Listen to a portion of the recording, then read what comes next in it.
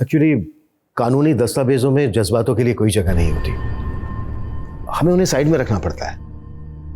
लेकिन इस केस की चार्जशीट लिखते वक्त मुझे लगा कि मेरे जैसे खड़ूस गुस्सैल पुलिस ऑफिसर के अंदर भी कुछ है, जज्बात या क्या, आई डोंट नो। पर ना जाने क्यों बार बार उस मासूम बच्ची का चेहरा मेरी आंखों के सामने आ रहा था।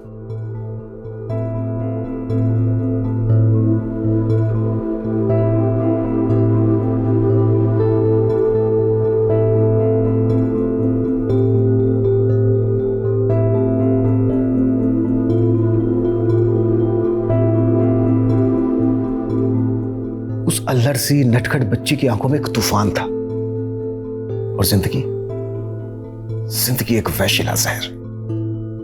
यह केस सिर्फ एक केस नहीं था, युद्ध था जहां चारों ओर रक्तपात ही रक्तपात था।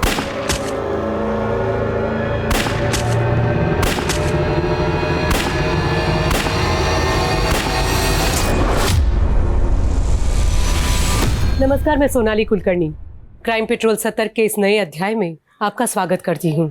सरहद, बारूद, भेदभाव और नफरत के दर्द झेल रही इस दुनिया में हम नन्ही जानों को शायद यही सोचकर लाते हैं कि आने वाला कल एक बेहतर कल होगा, जिसमें शायद एक सुंदर जीवन का सृजन होगा। लेकिन ये केस टूटती हुई उम्मीदों की एक दर्द भरी दास्तां है, जहाँ पर हर कदम पे इंसाफ चर मर रहा था।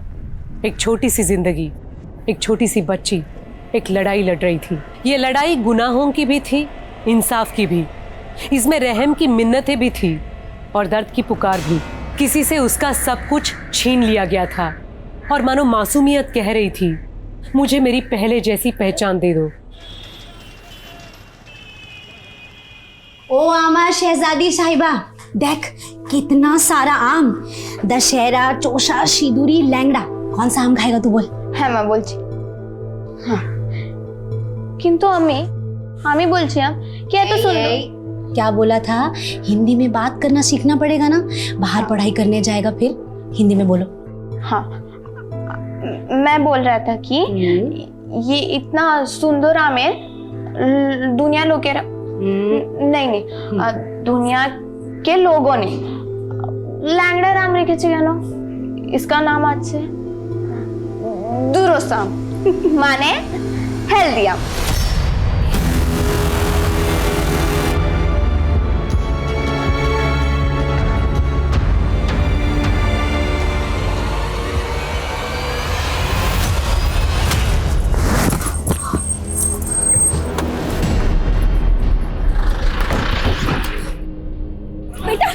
बेटा उठो उठो, तुम ठीक हो ना? सुधा जल्दी पानी लेकर आओ बेटा।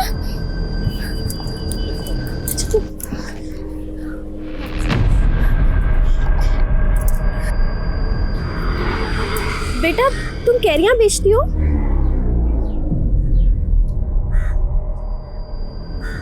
क्या हुआ बेटा, तुम कुछ बोल नहीं सकती हो? एक काम करते हैं, हम तुम्हारी ये सारी कैरियां खरीद लेते हैं, ठीक है? सुन, पैसे तो पैसे। हाँ। एक काम करो, सारे ये लो। हाँ? ये पानी। हाँ? उठाओ से उठो।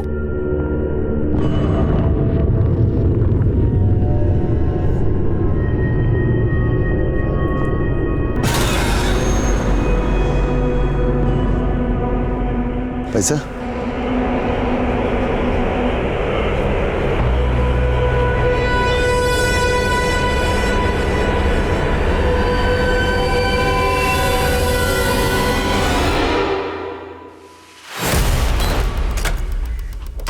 चल। अरे सर क्या हुआ?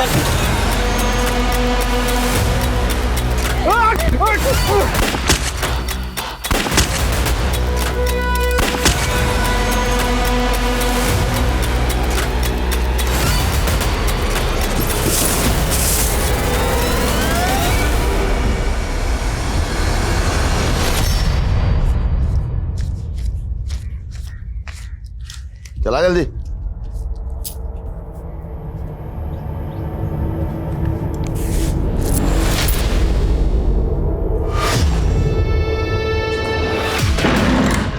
क्या हुआ बंगाल की रानी? चेहरा क्यों उतरा हुआ है?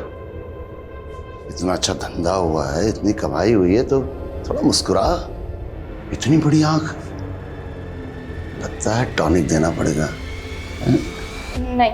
सबसे पहले विटामिन एस देता हूँ। Smile smile smile smile smile smile. अरे अरे अरे अरे अरे मेरी पतंग थोड़ी ढील किया थी तो हवा में उड़ने लगी। हाँ, खिड़की से कूद मत जाना।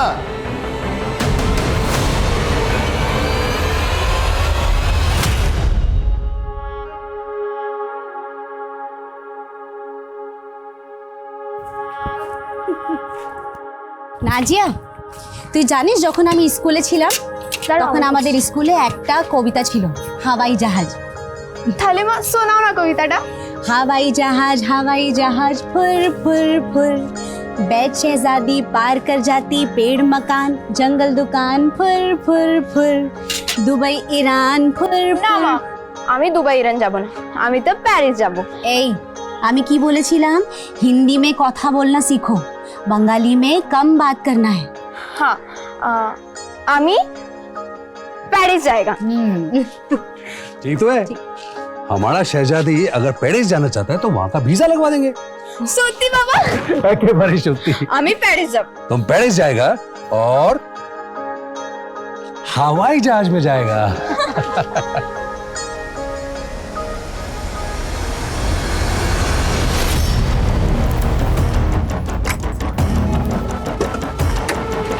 खड़ी आप लोग, खड़ी।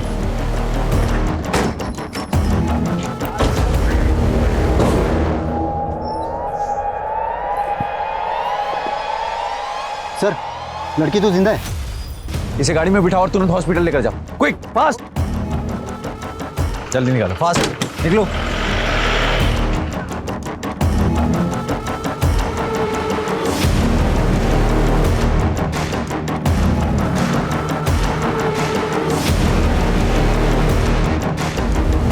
सर, इस लड़की के कान पे जख्म है और जिस लड़की को हमने हॉस्पिटल भेजा उसके कान पे भी जख्म है। सर, मुझे लगता है जबरदस्ती ज्वेलरी लूटी गई है। विशाल, मुझे ये काम उसी गैंग का लग रहा है जो पिछले 3 महीनों में कई सारी फैमिलीज को अपना टारगेट बना चुका है। ये मूवी बिल्कुल वैसा ही है, पहले लूटपाट करना, मर्डर करना और फिर भाग जाना। एक काम करो, जैसे ही उस लड़की को होश आता है सबसे पहले मुझे बताओ। फरीदाबाद आगरा हाईवे पे आज एक फिर बड़ी लूट हुई। ये हाईवे है, ये डेथ रोड। पिछले 3 महीनों में यहाँ 25 लोगों की जानें जा चुकी हैं। आखिरकार पुलिस क्या कर रही है? Print, electronic media, social media, हर जगह हाईवे रॉबर्स की खबर छाई हुई है। 3 महीने में हम एक गैंग को नहीं पकड़ पाए। हमारी कोशिश जारी है सर। हमें लगा कि सर्वाइव विक्टिम के स्टेटमेंट पे हमें लीड मिल सकती है, लेकिन अफसोस वो लेडी कोमा में चली गई। इसका मतलब तुम्हारी इन्वेस्टिगेशन उस विक्टिम के स्टेटमेंट पर डिपेंड है? नो सर, हम और भी एंगल से जांच कर रहे हैं। हर बार की तरह इस बार भी फीमेल विक्टिम के गहनों को लूटा गया, जिसे बेचने के लिए क्रिमिनल किसी न किसी सुनार के पास जरूर जाएगा। सर, हमारे मुखबिर हर तरफ ये पता लगाने की कोशिश कर रहे हैं कि वो कौन सा सुनार है जो लूट के और चोरी के गहने खरीदता है। लेकिन 48 घंटे के अंदर अगर ये गैंग पकड़ में नहीं आया तो मैं ये केस किसी और ऑफिसर को सौंप दूंगा। You may leave now. Sir,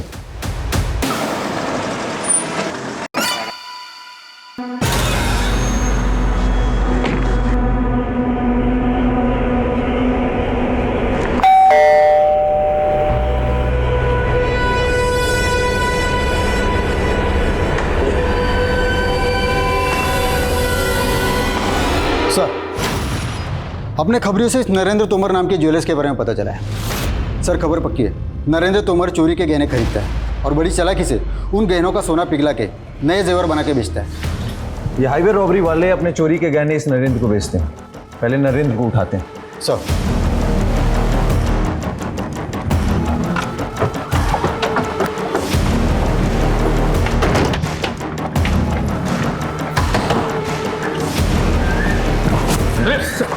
पूरे घर को अच्छे से सर्च करो, कोना कोना छान मारो, क्विक। सर, बात क्या है? हुआ क्या है सर? बताइए तो सही। सर, पूरा घर छान मारा लेकिन कुछ नहीं मिला। ले चलो इसे। चल। कहाँ ले जा रहे हो सर? तिवारी, सर, मैं किसी हाईवे गैंग को नहीं जानता सर। मैंने कोई चोरी की हुई गहनों की डील नहीं की। नाम बताओ। इस हाईवे रॉबरी केस में और कौन कौन शामिल है? नाम बताओ। नो अंशुल, मुझे ये समर्स की मैरिज बिल्कुल पसंद नहीं है और तुम चाहते हो कि हम समर में शादी करें। क्योंकि बेबी अगर हमने अब भी शादी नहीं की तो फिर अगला मुहूर्त सीधा 7 महीने बाद है। और देखो मेरी तरफ, मैं उतना वेट नहीं कर सकूंगा। वेट तो मैं भी नहीं कर सकती, लेकिन कुछ नहीं, हम अगले हफ्ते शादी कर रहे हैं बस। और उसके बाद हम सीधा यूरोप जा रहे हैं। सिर्फ हनीमून के लिए नहीं, हम वहां पे परमानेंटली शिफ्ट होने वाले हैं। क्या हम अब्रॉड शिफ्ट हो रहे हैं? लेकिन तुमने मुझे पहले क्यों नहीं बताया? क्योंकि मैंने थोड़े दिन पहले ही प्लान बनाया कि मुझे इंडिया से जल्द निकलना है, तुमसे शादी करते ही बस। बेटा अब अपना हनीमून तू जेल में मनाना। तिवारी लेके चलो इसे। सर एक सेकंड, आपको कुछ गलत हुआ कैसा? सर मैंने कुछ सर मैंने कुछ किया। सर मैंने कुछ नहीं किया।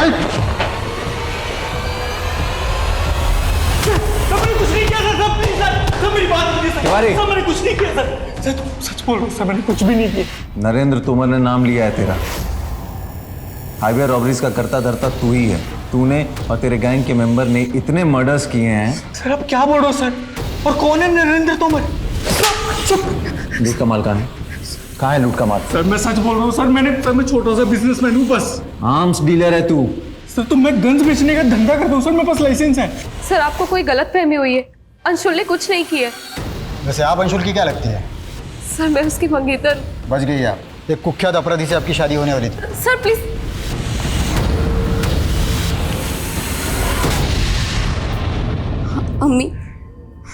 আমি তোমায় এতগুলো চিঠি লিখেছি, কিন্তু তবুও তুমি আমায় ফরিদাবাদ থেকে নিতে আসোনি। তাড়াতাড়ি আসো না মা, আমার তোমার কথা খুব মনে পড়ে মা।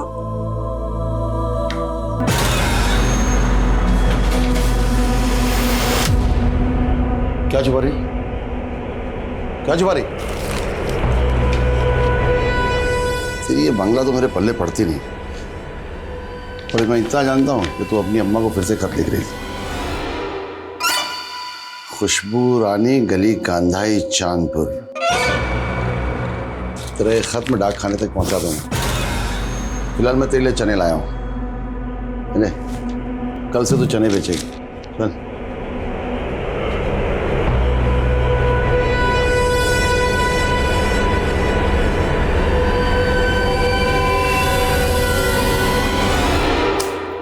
इस बार चना का पैदावार 50 क्विंटल हुआ है।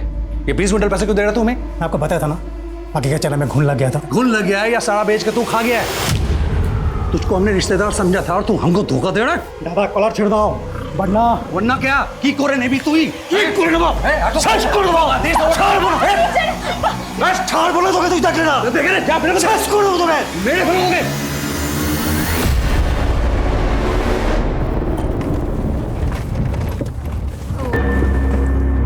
क्या हुआ साहब? लगता है इंजन में कोई खराबी है, मैं चेक करता हूँ।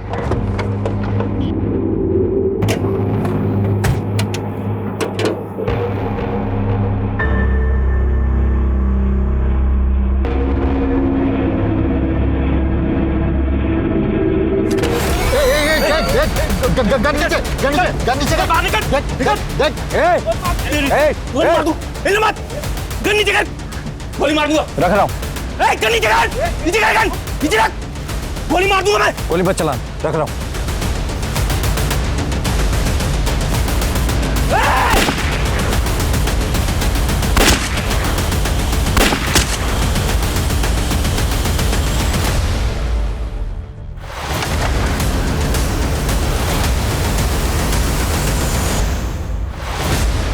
पुलिस ने हाईवे रॉबरी में जिन 2 लोगों को गिरफ्तार किया था उनका एनकाउंटर कर दिया गया है। और गौर करने वाली बात यह है कि इसमें एक नामी ज्वेलर नरेंद्र तोमर और दूसरा सरकारी आर्म डीलर अंशुल मेहता। क्या वाकई ये दोनों इस रॉबरी के किंग पिंग है? और आखिर ऐसा क्या हुआ कि पुलिस ने इनका एनकाउंटर कर दिया? अंशुल मेहता की मंगेतर शैलजा गोयल ने सोशल मीडिया के जरिए पुलिस पे गंभीर इल्जाम लगाते हुए ये लिखा है कि ये एक फेक इनकाउंटर था, जो कि काफी तेजी से वायरल हो रहा है। इसके मुताल्लिक उन्होंने एक वीडियो भी रिलीज किया है। पुलिस अपनी नाकामी छुपा रही है, वो असली गुनहगारों को पकड़ नहीं पाए और अंशुल के खिलाफ साबित करने के लिए उनके पास कोई सबूत नहीं था, इसीलिए उन्होंने उसका फेक एनकाउंटर किया। सर अंशुल की मंगेतर पुलिस पर यह आरोप लगा रही है कि एनकाउंटर फेक है। देखिए, हमने एक SIT टीम का गठन किया है जो इस एनकाउंटर की जांच और हाईवे रॉबर्स को जल्द से जल्द पकड़ने के लिए प्रतिबद्ध है। Sir one more question. इस केस ने जल्द ही ऐसा तुल पकड़ा कि पुलिस एनकाउंटर की सत्यता की जांच करना पुलिस महकमे के लिए बहुत जरूरी हो गया। जय हिंद सर। सर इनकाउंटर इसी जगह पे हुआ था। सर उन दोनों को पेशी के लिए कोर्ट ले जा रहे थे, तब हमारी गाड़ी यहाँ खराब हो गई थी। खराबी क्या हुई? सर कार्बोरेटर में कचरा था सर। उसके बाद सर और ड्राइवर दोनों नीचे उतरे। मेरा ध्यान भी बाहर ही था। उसका फ़ायदा उठा के नरेंद्र ने मेरी गन छीन ली और कांस्टेबल को अपने कस्टडी में ले लिया सर। मैंने उसे बहुत रोकने की कोशिश की लेकिन वो नहीं माना। उसने पहला फायर पीएसआई विशाल की तरफ किया और दूसरा फायर मेरी तरफ। फिर मैंने क्रॉस फायरिंग की जिसमें वो दोनों ऑन द स्पॉट मारे। आई होप इस एनकाउंटर में कुछ फाउल प्ले नहीं होगा, जैसा कि अंशुल की मंगेतर दावा करती है। अंशुल की मंगेतर एक क्रिमिनल को सपोर्ट कर रही है सिर्फ सिंपैथी पाने के लिए। वो दोनों एक हार्डकोर क्रिमिनल थे सर। लेकिन इस गैंग में सिर्फ 2 ही लोग तो नहीं होंगे। सर इस बात का अफसोस तो हमें भी है कि हम उनके बाकी साथियों का नाम नहीं निकलवा पाए। दादा चनाने में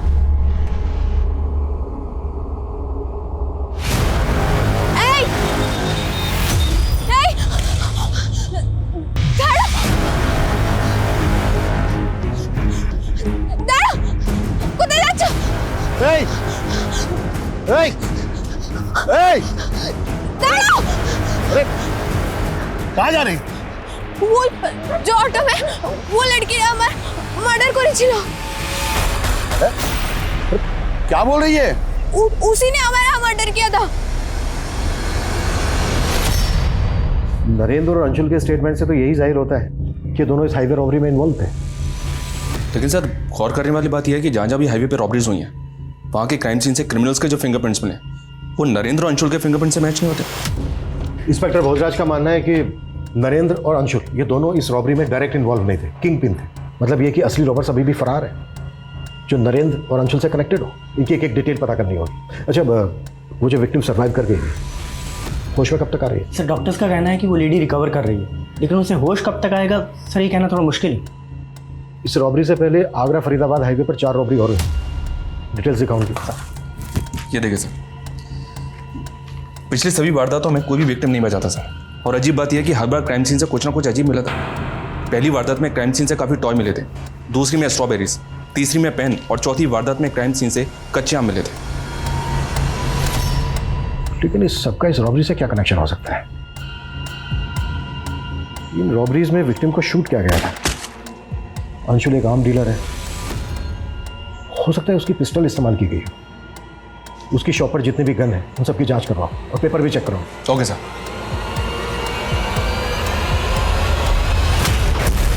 नाज़ा जिंदा हो गई?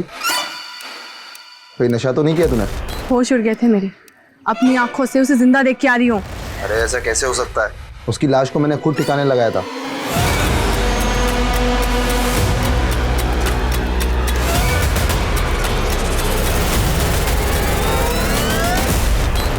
सर इस नरेंद्र के सीडीआर में एक सस्पिशियस नंबर मिला है जो एक फेक आईडी से लिया गया था। और अंशुल का नरेंद्र के साथ कोई कनेक्शन मिला? जी नहीं सर, अंशुल की शॉप में जितनी भी गन्स मौजूद हैं सबकी जांच करवाई, उनके पेपर्स भी चेक किए, लेकिन कोई भी गन रॉबरी में इस्तेमाल नहीं हुई है। हो सकता है जो गन रॉबरी में इस्तेमाल हुई हो वो अंशुल ने कभी शॉप में रखी ना हो। और एक बात सर, ये अंशुल का फादर अभी जेल में बंद है और अंशुल की मंगेतर शैलजा एक ही बात बोल रही है कि एनकाउंटर फेक था। शैलजा से मिलते हैं एक बार। सर मैं पहले भी कई बार कह चुकी हूँ, अंशुल एक ऑनेस्ट इंसान था, वो किसी भी क्रिमिनल एक्टिविटी से नहीं जुड़ा था। और अंशुल के फादर? मालूम है ना, अंशुल के फादर एक्सटॉर्शन, फिरौती, मर्डर के केस में पिछले 8 साल से अंदर है। सर अगर अंशुल के फादर जेल में थे तो इसका ये मतलब नहीं कि अंशुल क्रिमिनल था, और वैसे भी वो अपने फादर से बहुत पहले रिश्ता खत्म कर चुका है। तुम कब से जानती थी अंशुल को जो उसको लेकर इतना कॉन्फिडेंट हो? 2 साल से, और मैं तभी से जानती हूँ कि उसके फादर क्रिमिनल है। उसके बाद भी मैंने उसके साथ दोस्ती की क्योंकि मैं जानती थी कि वो एक अच्छा इंसान था। तुम तो ऐसे। हेलो सर उस लेडी को होश आ गया है, इसकी फैमिली हाईवे रॉबरी में मारी गई थी।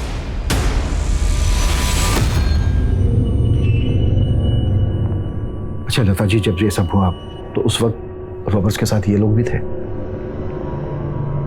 मैंने उनका चेहरा नहीं देखा, उनका चेहरा ढका हुआ था सिवाय 2 पुलिस वालों के।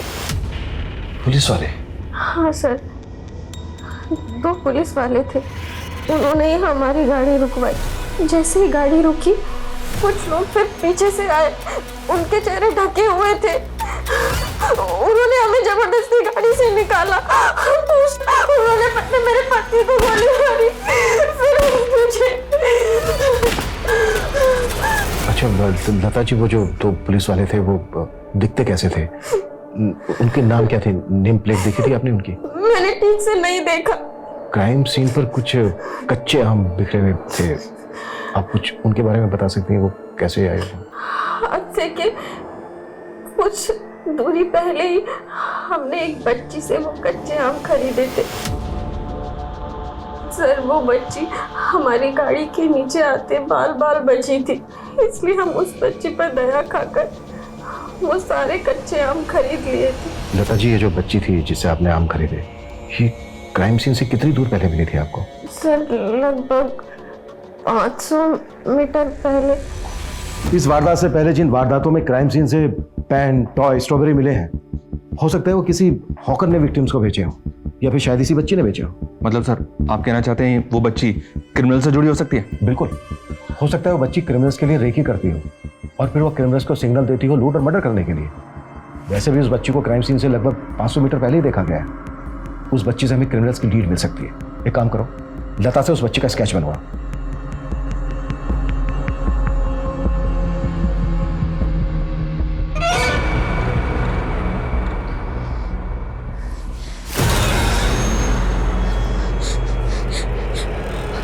हमें चिढ़ दो प्लीज, हमें चिढ़ दो।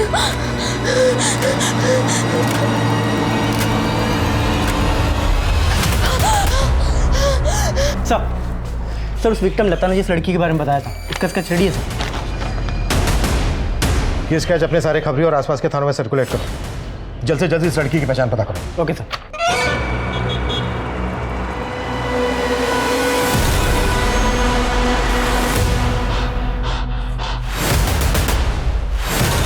सच कहना क्या?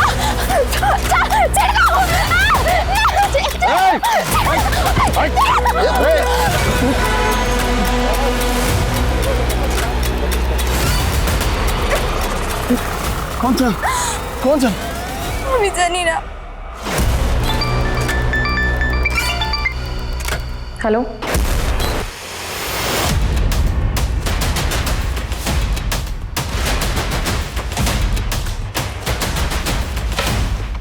जी बोलिए।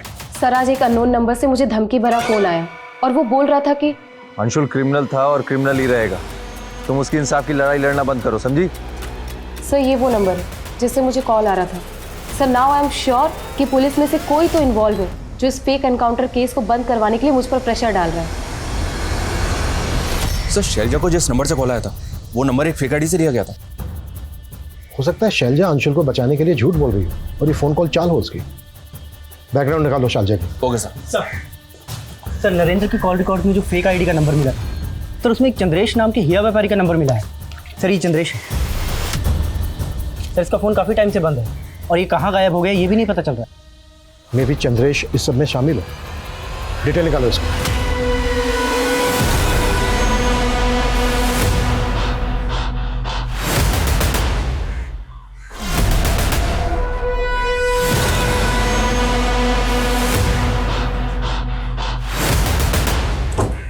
हाँ सर, इस लड़की को अक्सर मैंने एक बूढ़ा आदमी के साथ देखा है। वो वहीं पे सामान बेचा करती थी।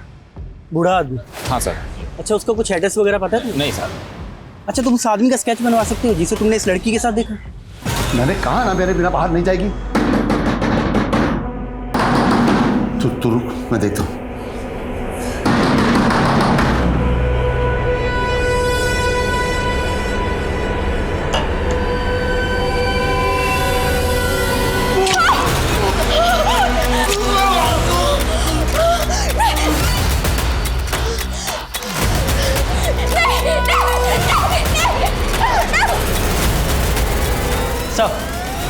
सर मैंने शैलजा के कॉल डिटेल्स चेक की। उसके कॉल डिटेल्स के मौजूदा नंबर्स में से कई नंबर फेक आईडीज के हैं सर, जिनसे लगातार उसे कॉल किया जा रहा था। कहीं ऐसा तो नहीं है कि शैलजा भी सब में इन्वॉल्व है और अब तक झूठ बोलती आ रही है हमसे? सर आप कमाल करते हैं। पहले अंशुल को पुलिस वालों ने फेक एनकाउंटर पे मार दिया और जब मैंने आवाज उठाई तो आप लोग मुझ पर शक कर रहे हैं। ऐसे ही शक नहीं कर रहे हैं हम तो। तुम्हारे कॉल रिकॉर्ड्स में फेक आईडी से लिए के कई नंबर मिले हैं। कॉल आते थे उन नंबरों से तुम्हें, जो अब बंद है। क्यों आते थे उन नंबर से कॉल? ये देखो। चुप क्यों हो गई अब? बोलो किसके नंबर है ये सब? मुझे नहीं पता, लेकिन इन नंबर से मुझे कई बार ब्लैंक कॉल्स आए हैं। Blank calls? हाँ, और सिर्फ ब्लैंक कॉल्स ही नहीं, बल्कि कोई लड़का है जो मुझे हर रोज फोन करके परेशान करता था। तुम्हें मैंने कितनी बार कहा है कि मुझे फोन करके परेशान करना बंद करो? समझ में नहीं आता तुम्हें? और सिर्फ कॉल ही नहीं करता था, बल्कि आए दिन मेरे घर के सामने गिफ्ट्स और लेटर्स छोड़कर जाता था। तो तुम ये कह रही हो कि ये सारे नंबर किसी सिर्फ आशिक के, जो तुम्हें कॉल करके परेशान करता था, तुम्हें गिफ्ट देता था, लेटर देता था, लेकिन तुम्हारा रॉबर्ट्स के साथ कोई ताल्लुक नहीं है, जिनके साथ अंशुल का किसी भी क्रिमिनल के साथ कोई लेना देना नहीं है सर, और ना ही मेरा। लेकिन हम उस आदमी से जरूर मिलना चाहेंगे जो तुम्हें कॉल करके परेशान करता था, तुम्हें गिफ्ट देता था। वो गिफ्ट तो होंगे ना तुम्हारे पास? जी।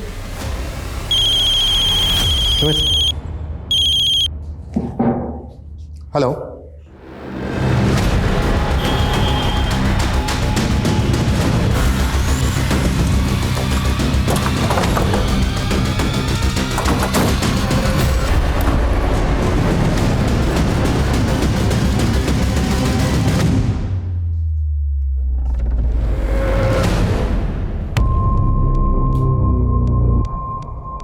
सर ये कंफर्म है, ये वही आदमी है जो कैरी बेचने वाले उस बच्ची के साथ रह रहा था।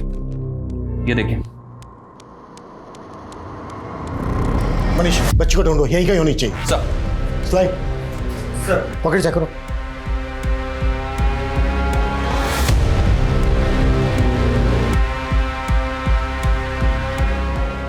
एनवेलप दिखाओ। सर, अंदर कोई बच्ची नहीं।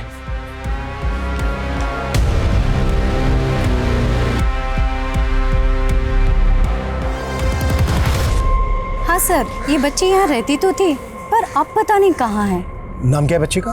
बच्ची का नाम तो नहीं मालूम, पर वो 3 महीने से यहाँ जयराज जी के साथ रह रही थी। जयराज इन बुजुर्ग का नाम है जो जिनका मर्डर हुआ है? जी सर।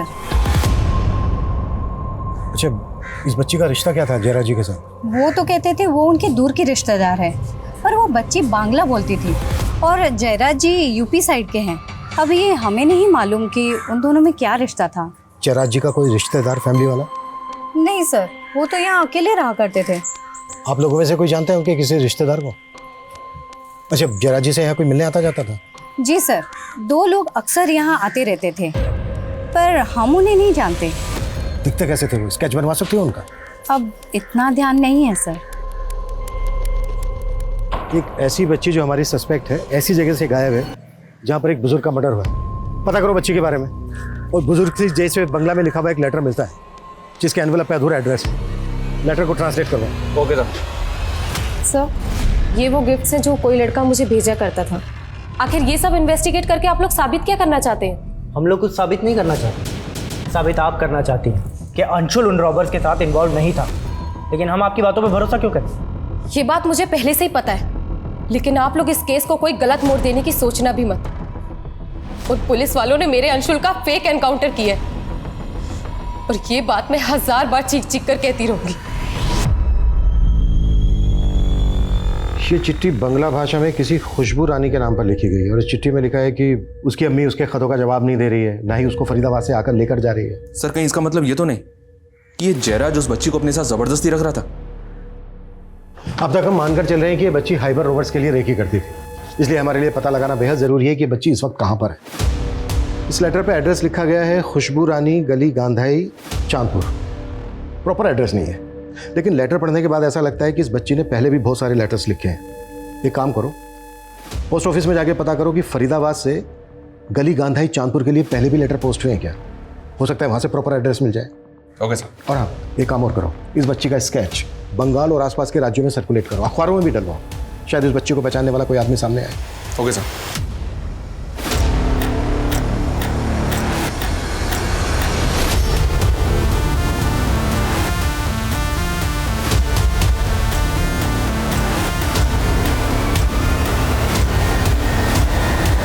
हाईवे रॉबरीज और इतनी निर्मम हत्याओं के केस में लीड ढूंढती एसआईटी अब सोच रही थी कि एक बच्ची इतने खूंखार क्रिमिनल्स के गैंग का हिस्सा होगी, लेकिन वो बुजुर्ग कौन थे जिनके साथ वो बच्ची रह रही थी? उस बुजुर्ग की हत्या किसने की थी और वो लोग कौन थे जिन्होंने उस बच्ची को पहले भी मारने की कोशिश की थी। और आखिर एक रिटायर्ड मजिस्ट्रेट का उस बच्ची से क्या वास्ता था जो उस बच्ची का स्केच अखबार में देख के वो चौंक गए थे। उस बच्ची की जिंदगी कई उतार चढ़ाव से गुजरी थी। 6 महीने पहले वो एक ऐसे चक्रव्यूह में फंसी थी जो इस केस को कई चौंकाने वाले एंगल्स देने वाला था। তুই চিন্তা করবি না, হ্যাঁ? সাহাব আসবে, সাহাবকে সব বলে দিবি, তারপরে তোকে ঠিকঠাক ঘরে পৌঁছে দেবে।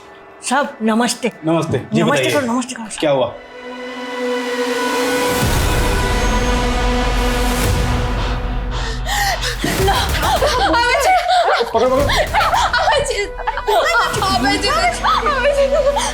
क्या हुआ इस बच्चे को? और ये कौन है बच्ची? साहब ये ना मेरे दुकान के बाहर ही खड़ी थी और रो रही थी।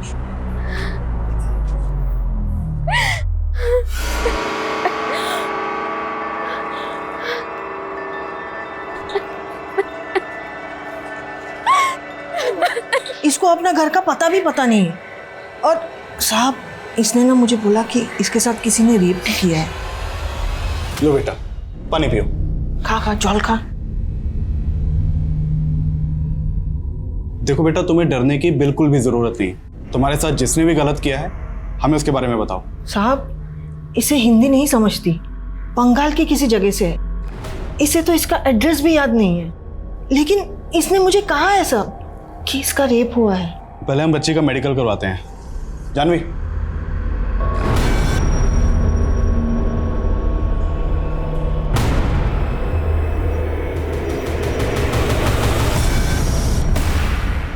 सर ये बच्ची की मेडिकल रिपोर्ट है। सर रिपोर्ट से ये तो कंफर्म नहीं हुआ कि बच्ची का रेप हुआ था, लेकिन बच्ची सेक्सुअली एक्टिव थी और इस बच्ची की उम्र महज 14 से 15 साल की होगी। इस लड़की ने क्या बयान दिया? सर बच्ची काफ़ी डरी हुई थी और ठीक तरह से हिंदी भी नहीं बोल सकती। ये बच्ची इन विमला जी की दुकान के बाहर मिली थी। ये बंगाली हैं। बच्चे ने विमला जी को बताया था कि उसका रेप हुआ था। इस बच्ची का जो आपने अखबार में स्केच छपवाया है, पहले मेरी कोर्ट में मेरे सामने पेश हुई थी और इसने अपने बयान बंगाली में दिए थे और ये कहा था कि इसके साथ कुछ लोगों ने ज़बरदस्ती की है।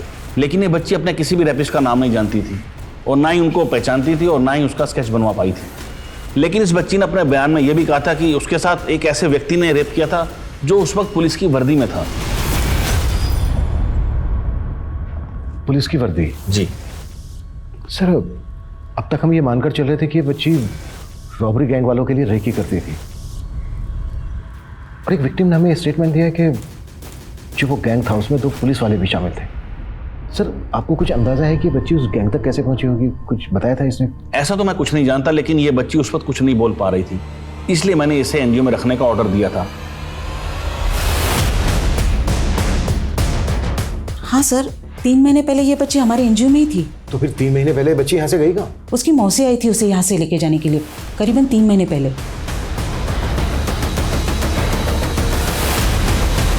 जब उसकी मौसी आई थी उसको लेने, आपने लोकल पुलिस को इन्फॉर्म किया था? नहीं सर, मुझे लगा उसकी फैमिली आ गई तो मैंने उसे जाने दिया। क्या ऐसा तो नहीं है कि किसी के इशारे पे किया आपने ये सब? No sir, it's just a mistake. उस लेडी की डिटेल दीजिए हमें। 98754389। नंबर तो बंद आ रहा है, जाहिर सी बात है नंबर फेक होगा और एड्रेस भी। नाम क्या था उसका? सर उसका नाम नफीसा था। फोटो दीजिए उसका। जी ये रही। इस एनजीओ के बारे में इंक्वायरी करो। नाजिया का कहना है कि किसी पुलिस वाले ने भी उसका रेप किया था। इस केस के तार बहुत दूर तक जुड़े हो सकते हैं। कैसे भी करके हमें पता लगाना है कि इस वक्त नाजिया है कहाँ। एकदम चुप, एकदम चुप। हमें छोड़ दो, प्लीज।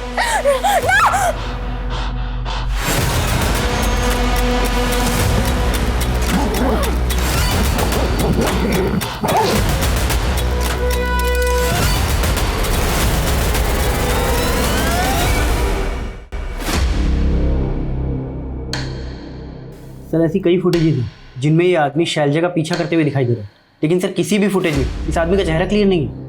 ये आदमी किसी फुटेज में शैलजा के साथ बात करते हुए भी दिखाई गए? नहीं सर, लेकिन सर मुझे ऐसा लग रहा है कि कहीं ये आदमी शैलजा का वही जिल्टेड लवर तो नहीं है जो शैलजा को ब्लैंक कॉल्स किया करता था और गिफ्ट्स भेजा करता था। पता करो ये आदमी कौन है। अंशुल मेहता और नरेंद्र तोमर के पुलिस एनकाउंटर को एक फेक एनकाउंटर कहने वाली शैलजा का अतीत क्या एसआईटी को वाकई कोई लीड देने वाला था? और एसआईटी नाजिया का अतीत जानने के लिए इतनी इच्छुक क्यों थी? क्या वाकई कोई ऐसा पुलिस वाला था जो नाजिया का रेप कर रहा था?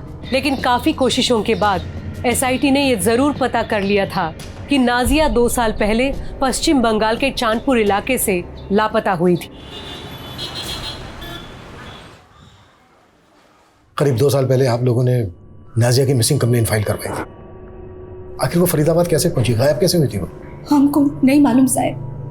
देखिए, एक लंबे समय तक नाजिया के साथ रेप किया जा रहा था। उसके बाद उसको एक एनजीओ में रखा गया जहाँ से नफीसा नाम की औरत उसको लेकर गई। एनजीओ वाले ने हमें बताया कि वहाँ उसने अपने आप को नाजिया की मौसी बताया था।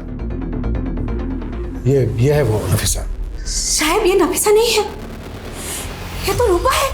रूपा है, हमारे गांव में रहती थी और ये नाजिया की मासी नहीं है। ये तो नाजिया को जानती थी बस। ये रूपा आपके गांव में रहती कहाँ? यही पास में रहती थी साहब, लेकिन उसे सालों से किसी ने नहीं देखा। मतलब रूपा हमारी बेटी को लेकर भी हो सकता है। अच्छा, रूपा के बारे में कोई और इन्फॉर्मेशन दे सकते हो आप लोग? नंबर है उसका आपके पास? है ना साहब, नंबर है, लेकिन सालों से उसका नंबर बंद है। कोई बात नहीं, आप हमें दीजिए।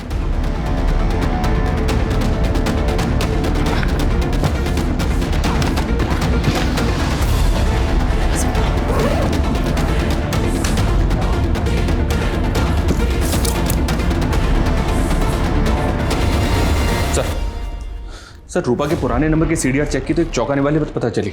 इसके कॉल रिकॉर्ड्स में कई पिम्स के नंबर हैं जो अभी इनएक्टिव हो चुके हैं। रूपा के कॉल रिकॉर्ड्स में जितने भी पिम्स के नंबर हैं उन सब की डिटेल निकालो। हो सकता है वहां से हमें रूपा के बारे में लीड मिले। जी सर। मनीष, ये बच्ची नाजिया खुद एक रेप विक्टिम है और एक हाईवे रॉबरी के केस में आके अटक गई है। इस नाजिया की तलाश ने इस केस को बुरी तरह से उलझा दिया सर। समझ में नहीं आ रहा कि इस केस का डायरेक्शन क्या होगा। इस केस का डायरेक्शन चाहे जो भी हो, पर इस बच्ची को ढूंढने की इच्छा मेरी बढ़ती जा रही है। सिर्फ इसलिए नहीं कि ये मैं हाईवे रॉबरी गैंग की लीड दे सकती है, बल्कि इसलिए कि बच्ची एक दलदल में जाके फंस गई है और मुझे लगता है इस बच्ची को उस दलदल से निकालना बेहद जरूरी है। सर मैंने शैलजा और अंशुल दोनों के पिछले 2 सालों की कई बातें पता की हैं सर। ये शैलजा अपने पेरेंट्स के साथ कानपुर में रहा करती, जहां उसे एक रिश्ता आया था, जिस रिश्ते को शैलजा ने बिना लड़के को देखे ठुकरा दिया था। हाँ, लेकिन इस सब का हमारे कैसे क्या कनेक्शन? कनेक्शन है सब, क्योंकि इंस्पेक्टर भोजराज कानपुर बैच का है और शैलजा ने जिस रिश्ते को ठुकराया था वो और किसी का नहीं, इंस्पेक्टर भोजराज का ही था। ये एक महज इत्तेफाक है कि मेरे घर वालों ने मेरी शादी 2 साल पहले शैलजा के साथ फिक्स कर दी थी। जब मैंने अंशुल को अरेस्ट किया मुझे नहीं पता था कि शैलजा उसकी मंगेतर है। लेकिन एक पुलिस वाले होकर तुम एक लड़की को स्टॉक कर रहे थे, ब्लैंक कॉल और गिफ्ट देकर उसे परेशान कर रहे थे। ये जितनी बातें आप कह रहे हैं कि मैं ऐसा कर रहा था, इसका कोई प्रूफ है आपके पास या फिर ऐसे ही बस? प्रूफ तो हमारे पास इस बात का भी नहीं है कि अंशुल मेहता का रॉबरी गैंग से कोई ताल्लुक था। तुम्हारे पास है कोई प्रूफ? सब खेल था तुम्हारा। अब तुम अपना क्या मान रहे हो या मनवाए हम? सर, मैं मानता हूँ मैं उन रॉबर्ट से गहने खरीदता था, लेकिन वो कौन है सर मैं नहीं जानता। वो मेरा फोन पे उनसे कांटेक्ट होता था, गहने लेकर आते थे, मुझसे पैसे ले जाते थे और जो बंदा आता था वो मुंह ढक कर आता था सर। देख, अगर तुझे इस रॉबरी केस से बचना है तो तुझे कहना होगा कि अंशुल मेहता नाम का एक आदमी है जो तेरे कांटेक्ट में है और वो उन रॉबर्स में से एक है। मुझे पता था कि नरेंद्र के जरिए मैं उन रॉबर्स तक नहीं पहुंच सकता, लेकिन अंशुल को अगर रास्ते से हटा दिया तो मैं शैलजा की जिंदगी में दोबारा वापस जरूर आ सकता हूँ। मैंने ही नरेंद्र को कहा था कि अंशुल का नाम ले, उसके बदले कोर्ट ले जाते वक्त मैं उसे भागने में मदद करूंगा।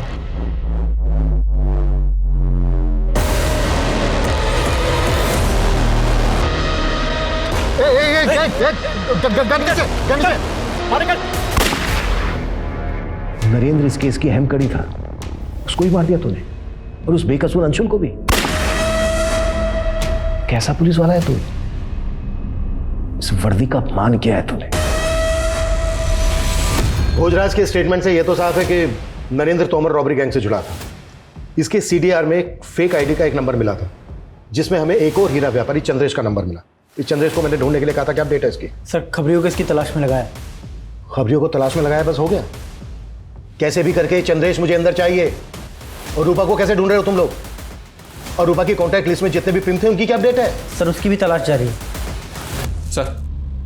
सर मैं नाजिया मिसिंग केस में बेंगलोर पुलिस की इन्वेस्टिगेशन को स्टडी कर रहा था। उस केस में एक एंगल ऐसा था जिसको बेंगलोर पुलिस ने इन्वेस्टिगेट किया ही नहीं था। कैसा एंगल?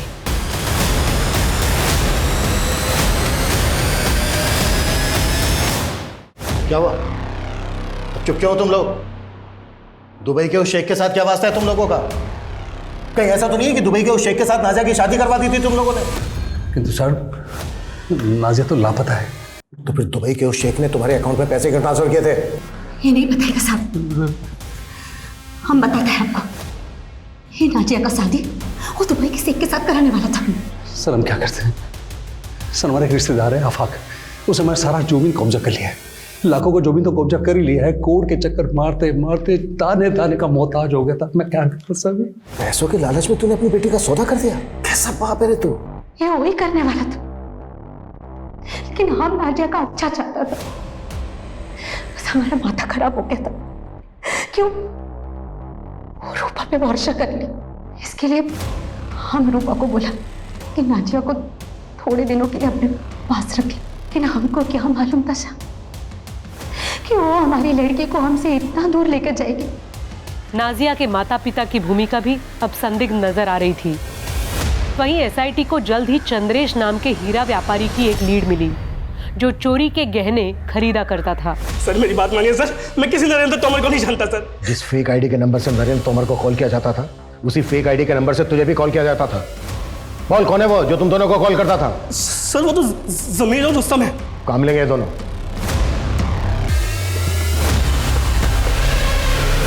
पकड़ो सबको।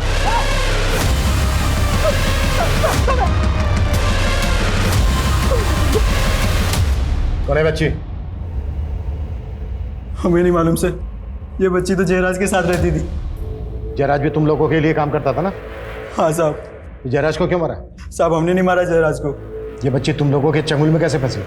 करीब 3 महीने पहले हम डकैती करके जंगल से गुजर रहे थे, तभी हमने देखा कि एक बैग में से किसी का हाथ बाहर निकला हुआ था।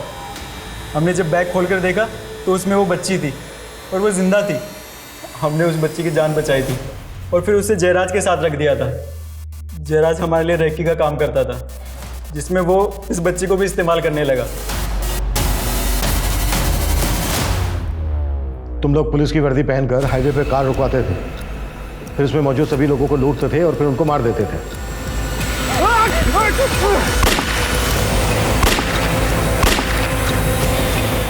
हमें पता चला है कि कोई पुलिस की वर्दी वाला आदमी उसका रेप करता था। तुम में से ही था ना कोई? कौन था? नहीं साहब, हमने बच्ची का रेप कभी नहीं किया, लेकिन साहब हमने उसे झांसा दिया था कि बंगाल से उसकी फैमिली को ढूंढ निकालेंगे, इसीलिए साहब वो हमारे साथ काम करती थी। साहब जिस रूपा के बारे में आपने पता करने के लिए कहा था उसके बारे में पता चल गया। ये रूपा पहले खुद का धंधा करती थी, बाद में मेरे आदमी ने पता किया तो पता चला इसका कोई दलाल था जाकिर नाम का। एक बात और पता चली, जाकिर किसी का खबरी भी था। किसका खबरी था? अभी तक तो पता नहीं चला है, लेकिन शायद किसी पुलिस वाले का है। तेरे पास जाकिर का कोई फोटो है? हाँ सर। अगर ये जाकिर किसी पुलिस वाले का खबरी था तो जाहिर सी बात है वो यही पुलिस वाला होगा जिसने नाजिया का रेप किया। सर ये जाकिर किस पुलिस वाले का खबरी था ये पता लगाना थोड़ा मुश्किल तो हो सकता है। हाँ लेकिन कैसे? सब पिंटू खबरी का फोन आया था, जाकिर की एक लीड मिली। जाकिर का उस्मानपुर के एक जुए के अड्डे पे काफी आना जाना और वो आज फिर से वहाँ आने वाला। गाड़ी निकलो। सब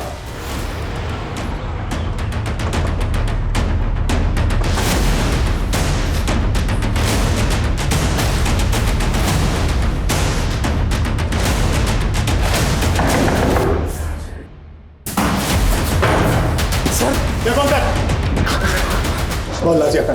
सर बोल। सर बताता हूँ सर। अरे हाँ, चिंता क्यों कर रहे हैं आप?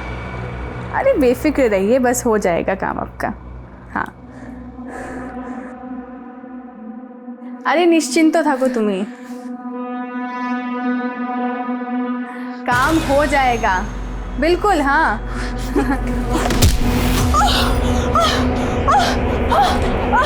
क्या करी तो? मैं जिंदगी बर्बाद कर दी थी।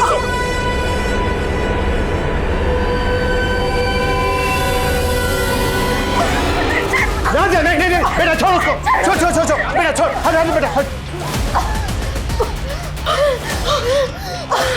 मनीषा लेके चलो इसको। बेटा डरो मत, हम पुलिस, कुछ नहीं होगा तुम्हें।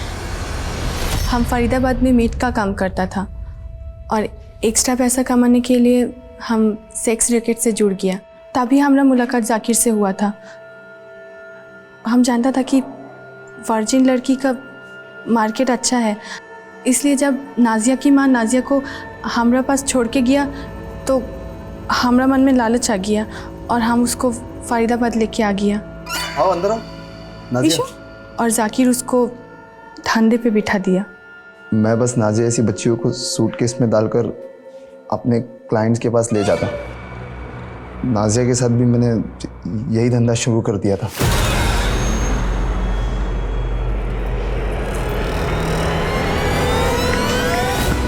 एक दिन अचानक वो तंग आकर भाग गई और किसी पान वाली को मिली जो उसे पुलिस के पास लेकर गई।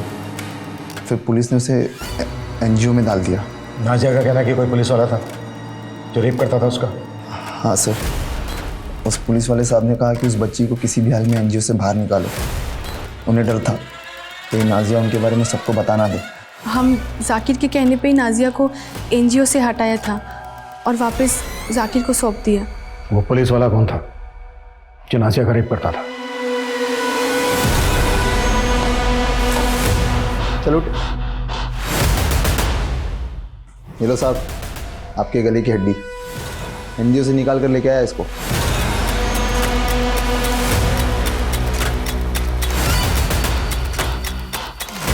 सांप को लगा कि वो मर गई, इसलिए मैं उसे सूटकेस में डालकर दूर जाकर फेंक के आया। लेकिन मुझे नहीं पता था कि वो जिंदा थी। वो तो 3 महीने बाद अचानक रूपा ने उसको एक बूढ़े आदमी के साथ देखा, तो मैंने ये बात साहब को बताई। साहब ने कहा कि ख़त्म कर दो नाजिया को। वो बच्ची फिर हाथ से निकल गई। फिर मैं उस बुड्ढे को मारकर नाजिया को अपने साथ उठा लाया। साहब ने कहा कि नाजिया को मार दो, लेकिन मैंने सोचा अगर मारना ही है तो क्यों ना कुछ और पैसे कमा लूँ उससे, इसलिए अब तक मैंने उसको ज़िंदा रखा था।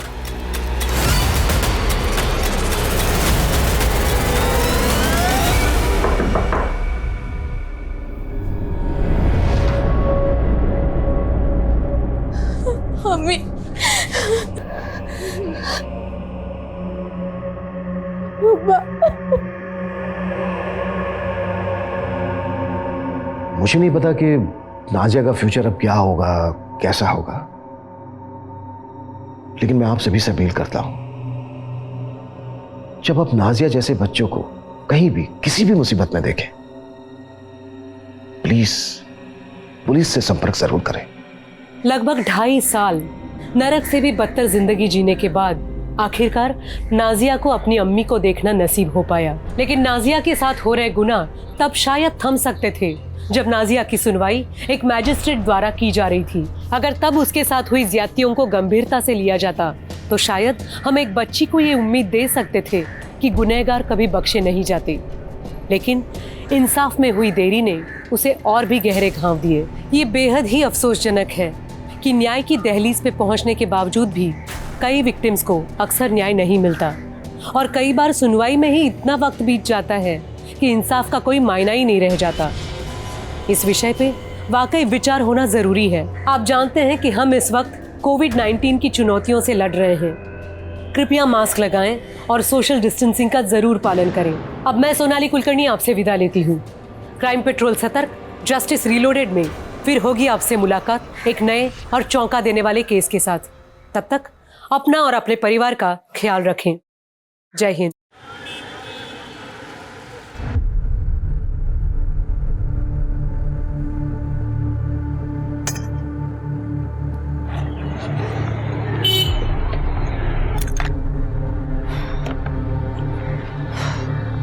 कैसी हो अम्मा?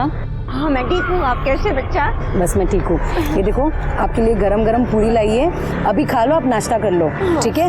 हाँ ठीक है। ठीक है बच्चा, तू मेरा कितना ध्यान रखती है बेटा। अच्छा मुझे कोई काम से जाना है तो मैं आती हूँ, फिर आपसे आके मिलती हूँ। खा लेना ये नाश्ता। बेटा संभल के जाना।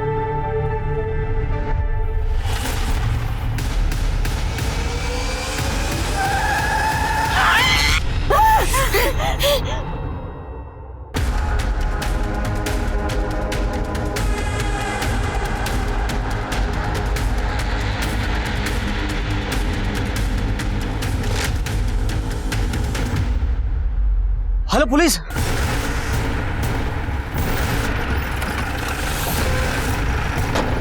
पीछे हो जाइए, पीछे हो जाइए। पूजा जरा चेक करो सर, जरा सामान चेक करो।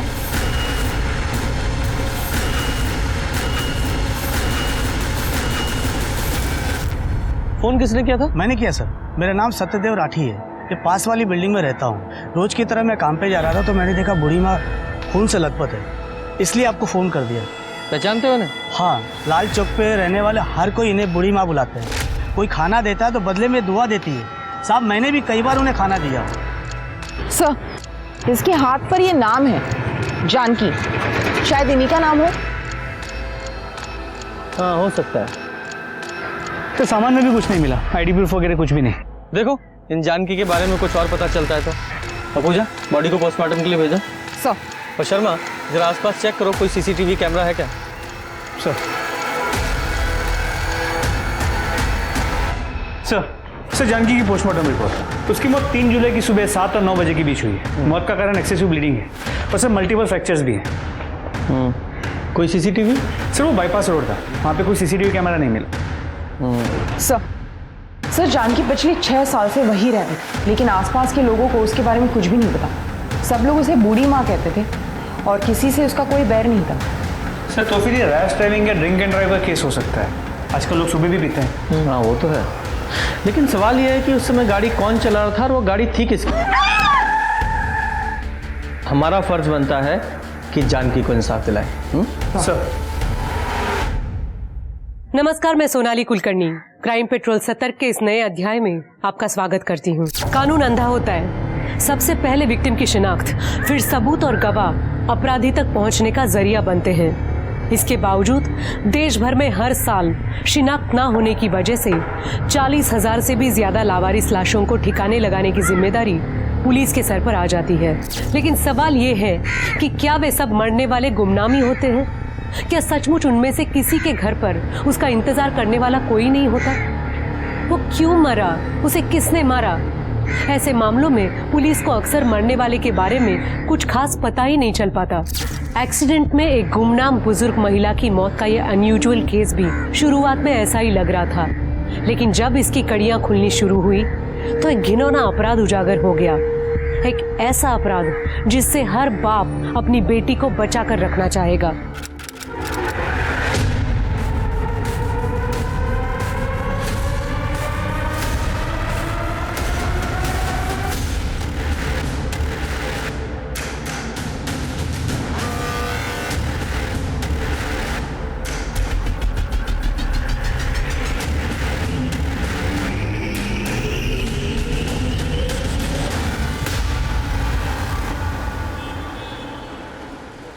हम आपसे बेइंतहा मोहब्बत करते हैं साहिब आलम, लेकिन आप आका हैं और हम कनीज। हमारी इन आंखों से हमारे ख्वाब मत छीनिए शहजादे, हम मर जाएंगे। हो गई नौटंकी? कितनी बार कहा है कि ये सब छोड़ के घर का कामकाज करना सीखो। मेरी अम्मा कहती है कि जब रोटी गोल होगी तभी औरत की जिंदगी सफल होगी। पर यहाँ तो नाटक से ही छुट्टी नहीं है, पता नहीं क्या नौटंकी करती रहती है। कपड़े रखो। अरे माँ, जमाना बदल गया है। अच्छा, आजकल सिर्फ लड़कियां चूल्हा चौका नहीं कर रही है, देश भी संभाल रही है। तुम तो बेटा ना बस घर संभाल लो, उतना ही बहुत है मेरे लिए। अरे घर क्यों संभालेगी भाई, यार इसी गुड़िया है हमारी, सितारा बन के चमकेगी। हैं? आओ इधर। और सितारा अगर चूल्हा चौके के सामने बैठेगा तो काला नहीं पड़ जाएगा? तुम्हारी माँ की तरह। उड़ा लो, वो मजाक उड़ा लो मेरा। बढ़िया है। जागीरी जल्दी चलो, देर हो जाएगी हमें। हाँ मैं देर से आऊंगी। कुछ करिए, कहाँ जा रही है?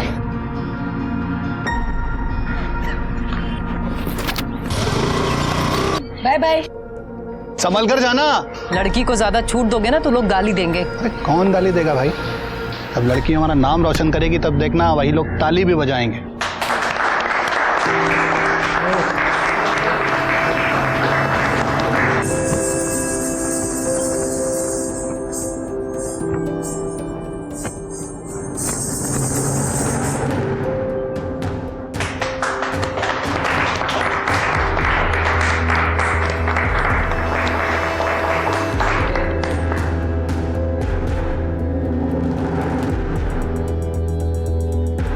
और इस प्रतियोगिता के विजेता है रागिनी शर्मा। और मैं रागिनी जी से अनुरोध करूंगा वो मंच पर आकर अपना पुरस्कार ग्रहण करें।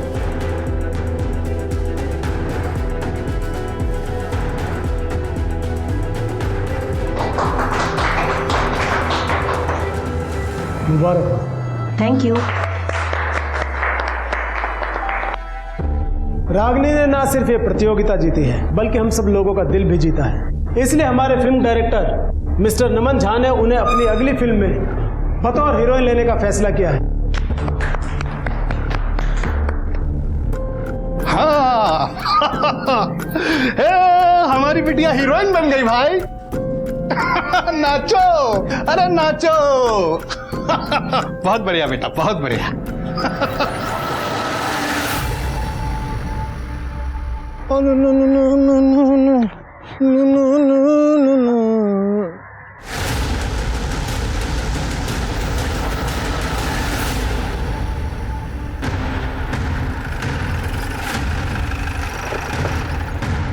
आइए साहब।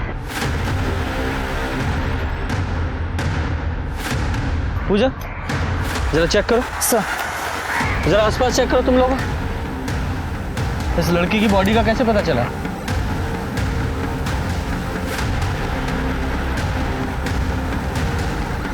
सर शायद 25-26 साल की लड़की होगी। और सर ये देखिए, ये रस्सी का निशान गले पर, शायद रस्सी से गला घोट के मारा गया है। और सर जबरदस्ती का कोई निशान नहीं है, तो शायद इसके साथ रेप नहीं हुआ होगा। जरा आसपास चेक करो, कोई रस्सी वगैरह मिलती है क्या? सर शर्मा, पर एक बात समझ में नहीं आ रही है, इस जंगल में ये अकेली लड़की करने क्या आई होगी और किससे मिलने आई होगी? सर एक चांस ये है कि इसे कहीं और मारा गया है और बॉडी को यहाँ लाके फेंक दिया। हाँ पॉसिबल तो है। सर एक फोन मिला।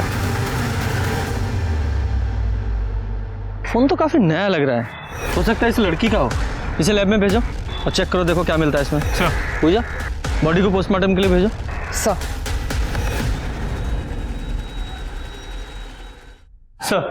जो फोन हमें क्राइम सीन से मिला था उसे टेक्निकल टीम ने अनलॉक कर दिया है। वो फोन उसी लड़की का है। लड़की का नाम रागिनी शर्मा है, शांति नगर में उसका घर है। शांति नगर मतलब क्राइम सीन से 6 किलोमीटर होगा।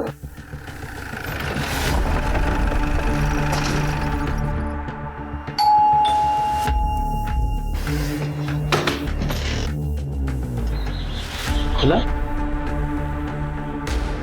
कोई है? चलो घर चेक करो।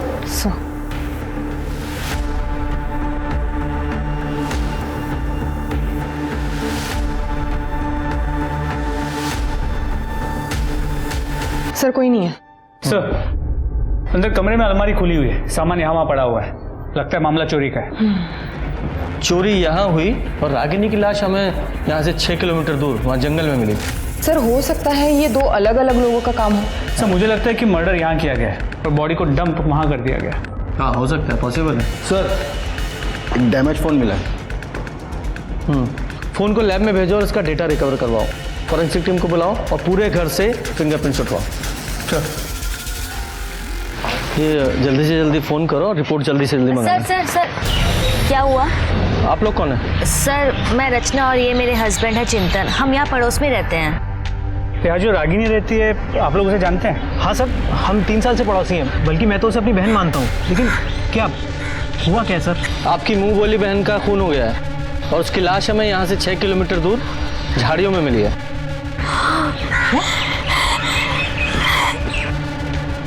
अच्छा एक बात बताइए, आप रागिनी से आखिरी बार कब मिले थे? सर अभी 3 दिन पहले मिले थे। बिना किसी सहारे के तुम अपने पैरों पर खड़ी हो रागिनी, ये हमारे लिए गर्व की बात है। हमें खुशी होगी अगर तुम हमारी पार्टी में महिला विभाग की कार्यकर्ता के रूप में शामिल हो जाओगी। जरूर सरस्वती जी। ये हमारी कार्यकर्ता है सुषमा जी और लता जी, और ये हमारा बेटा लोकेश, और ये हमारी होने वाली बहू अंजलि। हेलो। हाय। और लोकेश की होने वाली पत्नी अंजलि। इनका स्वागत करो। जी मम्मी जी।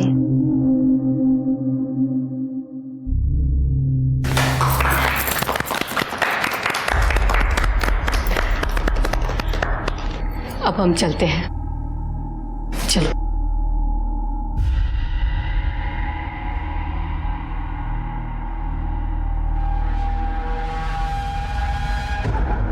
ये सब? ये सरस्वती जी हैं, रागिनी को अपने जनजीवन पार्टी में आने का मौका दे रही हैं। अरे वाह, मुबारक हो। ओ हेलो, कहाँ खोई हुई हो बहना?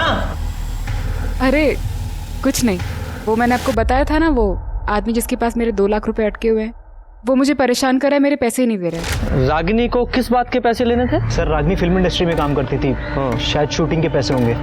हाँ, जिस आदमी से पैसे लेने थे उसका नाम पता है? हाँ, बबलू। बबलू। अच्छा, रागिनी के साथ इस घर में और कौन रहता है? कोई नहीं सर, रागिनी अकेली रहती थी। उसकी फैमिली नहीं है? नहीं सर, है, उसके मम्मी पापा हैं, वो गाजियाबाद में ही रहते हैं, लेकिन दूसरे घर में। मतलब एक ही शहर में अलग अलग रहते थे? उनकी आपस में कुछ प्रॉब्लम थी क्या? सर हमें नहीं पता सर। ओके, ठीक है। उनका एड्रेस पता है? हाँ। पूजा, एड्रेस ले लो। सर। और शर्मा, इस बबलू का पता लगाओ। सर। नमस्कार इंस्पेक्टर साहब। सर, आप यहाँ? हमें रागिनी की मौत का बहुत दुख है। वो हमारी पार्टी की कार्यकर्ता थी।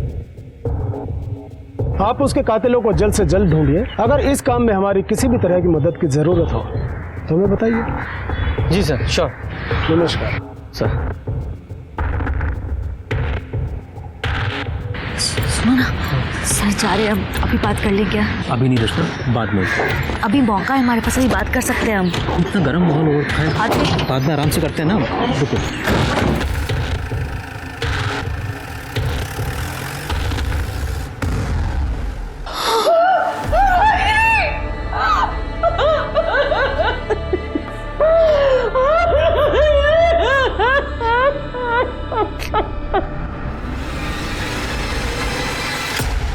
आपकी बेटी से आपकी आखिरी बार बात कब हुई थी? 2 साल हो गए सर। 2 साल? इतना लंबा टाइम क्यों? हमारी बेटी रागिनी को बड़ी हीरोइन बनना था सर। उसने केंद्रीय नृत्य मंदिर की अभिनय प्रतियोगिता भी जीती थी सर। प्रथम स्थान हासिल किया था उसने। और उस मंच से डायरेक्टर नमन झा ने तो वादा भी किया था सर कि हमारी बेटी रागिनी को फिल्म में हीरोइन बनाएंगे। सब कुछ थे सर, हमारी बेटी का सपना पूरा होने जा रहा था। तो फिर ऐसा क्या हुआ था कि आप लोगों ने अपनी बेटी से सारे रिश्ते नाते ही तोड़ लिए? नहीं मारो ना, क्या नहीं मत कर। क्यों किया? ये सब करने से पहले मर क्यों नहीं गई? बाबा तो राम से दुनिया की परवाह किए बगैर तुझे तेरे सपने पूरे करने की आजादी दी हमने, और बदले में तूने हमको क्या दिया बेटा? वो ठाकुर हमको बोल रहा था कि कैलाश तुम तो बड़ा आदमी बन गए, तुम्हारी बेटी एक रात का 10,000 रुपया लेती है। मन करता है तुमको जान से मार दे हम। बाबा, आपने मेरे खातिर इस घर को गिरवी रख दिया था। मैं नहीं चाहती थी कि मेरी वजह से आप लोग के सर से ये छत चली जाए। मुझे जो ठीक लगा मैंने किया बाबा। छत चली जाती बेटा तो कोई बात नहीं थी, जी लेते हम बिना छत के, लेकिन बिना इज्जत के कैसे जिएंगे हम? कर दिया पिंडदान तेरा हमने, हमारे लिए मर चुकी है ये। निकल जा इस घर से, निकल जा इस घर से। आपकी बेटी ने समाज में आपकी नाक कटा दी तो आपने उसकी जान ही ले ली। क्या कह रहे हैं सर आप? उसके सपनों में हम भी उसके साथ थे। हम अपनी इकलौती बेटी को कैसे मारेंगे? हमने ऐसा कुछ नहीं किया था सर। ये अलग बात है कि जब से हमने उसे घर से निकाला था उसके बाद हमने उसकी शक्ल नहीं देखी। ठीक है, शक्ल नहीं देखी। अब ये बताइए कि 8 तारीख को आप कहाँ थे? 8 तारीख को हम घर पे ही थे सर। बाहर ज्यादा आना जाना नहीं होता है, तबीयत खराब रहती है आजकल। साहब, आपसे एक विनती है, आप मेरे बेटे के कातिलों को पकड़ना जरूर। जी। हमारी बेटी को इंसाफ दिलाइए सर। सर, रागिनी के कॉल रिकॉर्ड्स, इसके मुताबिक उसकी सबसे ज्यादा बातें 2 लोगों से होती थी। एक उसके नेबर रचना और दूसरा बबलू दुबे। ये वही बबलू दुबे तो नहीं है जिसके बारे में चिंतन ने बताया था? सर, लगता तो ऐसे ही है। करता क्या है ये? लड़कियों की दलाली करता है। मतलब ये बात कंफर्म है कि रागिनी प्रोस्टिट्यूशन के बिजनेस में थी? जी सर, अब तक की इन्वेस्टिगेशन में तो यही बात सामने आई है। इस बबलू का बैकग्राउंड चेक किया सर, इसका क्रिमिनल रिकॉर्ड है, रेप केस में अंदर जा चुका है। ये रागिनी ने इसे 2 लाख रुपए भी दे रखे थे और इसका क्रिमिनल रिकॉर्ड भी है। इसकी सर्च कहाँ तक पहुँची? सर उसका फ़ोन अभी बंद है, उसके मोबाइल की लास्ट लोकेशन मेरठ की है। शर्मा, मेरठ गाजियाबाद, किसी भी बिल में छुपाओ, ढूंढो उसे। सर रागिनी की पोस्टमार्टम रिपोर्ट। इस रिपोर्ट के हिसाब से रागिनी की मौत 8 अक्टूबर को शाम 5 से 7 बजे के बीच हुई। पहले उसे एक बेहोश किया गया और फिर रस्सी से गला घोंट के मारा गया। और जब रागिनी की मौत हुई तब वो 3 महीने प्रेग्नेंट थी। क्या? हाँ सर। सर रागिनी प्रोस्टिट्यूशन में थी। ये बच्चा शायद उसके किसी कस्टमर का हो। नहीं पूजा, मुझे तो ऐसा नहीं लगता, क्योंकि जो भी औरतें इस प्रोस्टिट्यूशन के बिजनेस में होती हैं वो सतर्क होती हैं, सेफ्टी का ध्यान रखती हैं। ऐसा हो सकता है कि रागिनी का कोई बॉयफ्रेंड हो, वो उससे प्रेग्नेंट हुई हो और फिर रागिनी ने शादी के लिए उस बॉयफ्रेंड पर दबाव डाला, उसने इनकार किया और मार डाला। सर हो सकता है उसका कोई रेगुलर कस्टमर हो, ये बच्चा उसी का हो और ये रागिनी उस कस्टमर को ब्लैकमेल कर रही हो, इसलिए उसने रागिनी को मार दिया होगा। अब ये पॉसिबिलिटीज तो बहुत सारी हैं। रागिनी से जुड़े जितने भी लोग हैं सबकी डिटेल्स निकालो और ये चिंतन और रचना, उससे भी पूछताछ करनी है। हो सकता है सर, रागिनी का बॉयफ्रेंड उससे अक्सर मिलने आया करता था। लंबा चौड़ा लड़का था, करीब 6 फीट का, बाइक से आता था। बाइक का नंबर याद है? नहीं सर, नंबर तो नहीं याद, लेकिन सर वो हेलमेट पहन के आता था और बिना हेलमेट उतारे अंदर चला जाता था। उसके हेलमेट में ना कुछ स्टिकर सा बना हुआ था, बैलगाड़ी का। बैलगाड़ी? जी, मैंने उससे एक बार पूछा भी था।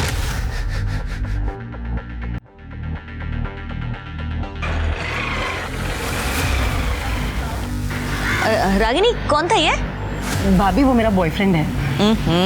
क्या नाम है इसका? नाम में क्या रखा है आपको मिलवा ही दूंगी, ना शादी के दिन मिल लेना। ये रागिनी ने लड़के का नाम क्या बताया था? सर उसने नाम तो कभी बताया नहीं। ठीक है पूजा, अगर कब पूछेंगे? अभी नहीं, बाद में करते ना। अरे कुछ कहना चाहती हो?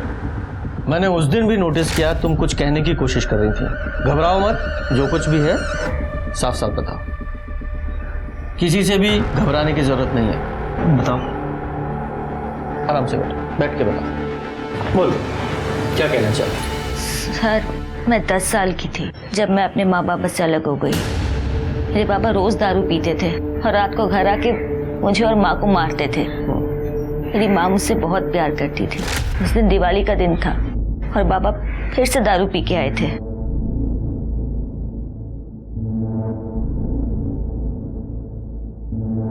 रचना, रचना बेटा, एक काम कर, तू चाचा के घर चली जा और आज रात वहीं रुकना, ठीक है? मैं कल सवेरे तुझे खुद लेने आ जाऊंगी। अक्का लेके नहीं, उनकी बेटी को यहाँ भेज दिया। मैंने कोई ठेका लेके रखा है क्या सबको खिलाने का? धीरे बोलो, धीरे, बच्चे यहीं पे हैं, सुन लेंगे तो उनपे क्या असर पड़ेगा। और वैसे भी भैया की बेटी है वो। भैया की बेटी है तो क्या मैं डरती हूँ? भैया की बेटी है तो उनको बोलो उनकी बेटी को खिलाए। एक तो घर में मिठाई कम आती है, तो मैं अपनी बेटी को खिलाऊं या फिर उनकी बेटी को? हाँ देखो, आज के आज इसको यहाँ से भगा दो, समझे? मैं वहां से निकली और रोते रोते एक टेम्पो में जाके सो गई। जब आँख खुली तो मैं दिल्ली में थी। मैं बहुत डर गई थी। वहाँ मैंने एक आदमी को बोला कि मैं कानपुर से हूँ, तो उसने मुझे एक ट्रेन में बिठा दिया। स्टेशन पहुँची तो मैं पटना में थी। वहाँ एक आदमी मुझे अपने घर ले गया और अपनी फैमिली के साथ मुझे नौकरानी बना के रखने लगा। फिर एक दिन मुझे वहाँ से भी निकाल दिया। वहाँ से निकल के फिर एक NGO में गई। वहाँ मैंने 12th तक पढ़ाई की और ये मुझे वहीं मिले थे। हम लोगों ने शादी कर ली। लेकिन सर, मुझे मेरी माँ की बहुत याद आती है। मुझे ऐसा लगता है कि मेरी माँ मुझे ढूंढ रही है। तो फिर तुमने अपने माँ बाप को ढूंढने की कोशिश क्यों नहीं की? मैडम, मुझे मेरा घर नहीं याद। मुझे बस इतना याद है कि हम कानपुर में रहते थे और हमारा घर स्टेशन के पास था और मेरे बाबा रिक्शा चलाया करते थे। सर, आप मेरी माँ को ढूंढेंगे ना सर? Please sir. हम आपके माँ बाप को ढूंढने की पूरी कोशिश करेंगे। आप बिल्कुल चिंता मत कीजिए, रिलैक्स। पूजा, एक टीम इनकी फैमिली को ढूंढने के लिए लगाओ। जी सर। सर एक मिनट। हेलो सर, बबलू का पता चल गया है। वो मेरठ में प्लाजा लॉज में रुका हुआ है। सब आपने मुझे मुंह बंद रखने के लिए कहा था, तो पैसों का वजन भी ज्यादा होना चाहिए ना। अब पुलिस मुझे कुत्ते की तरह ढूंढ रही है। अगर मैं पकड़ा गया तो सब कुछ उल्टी कर दूंगा।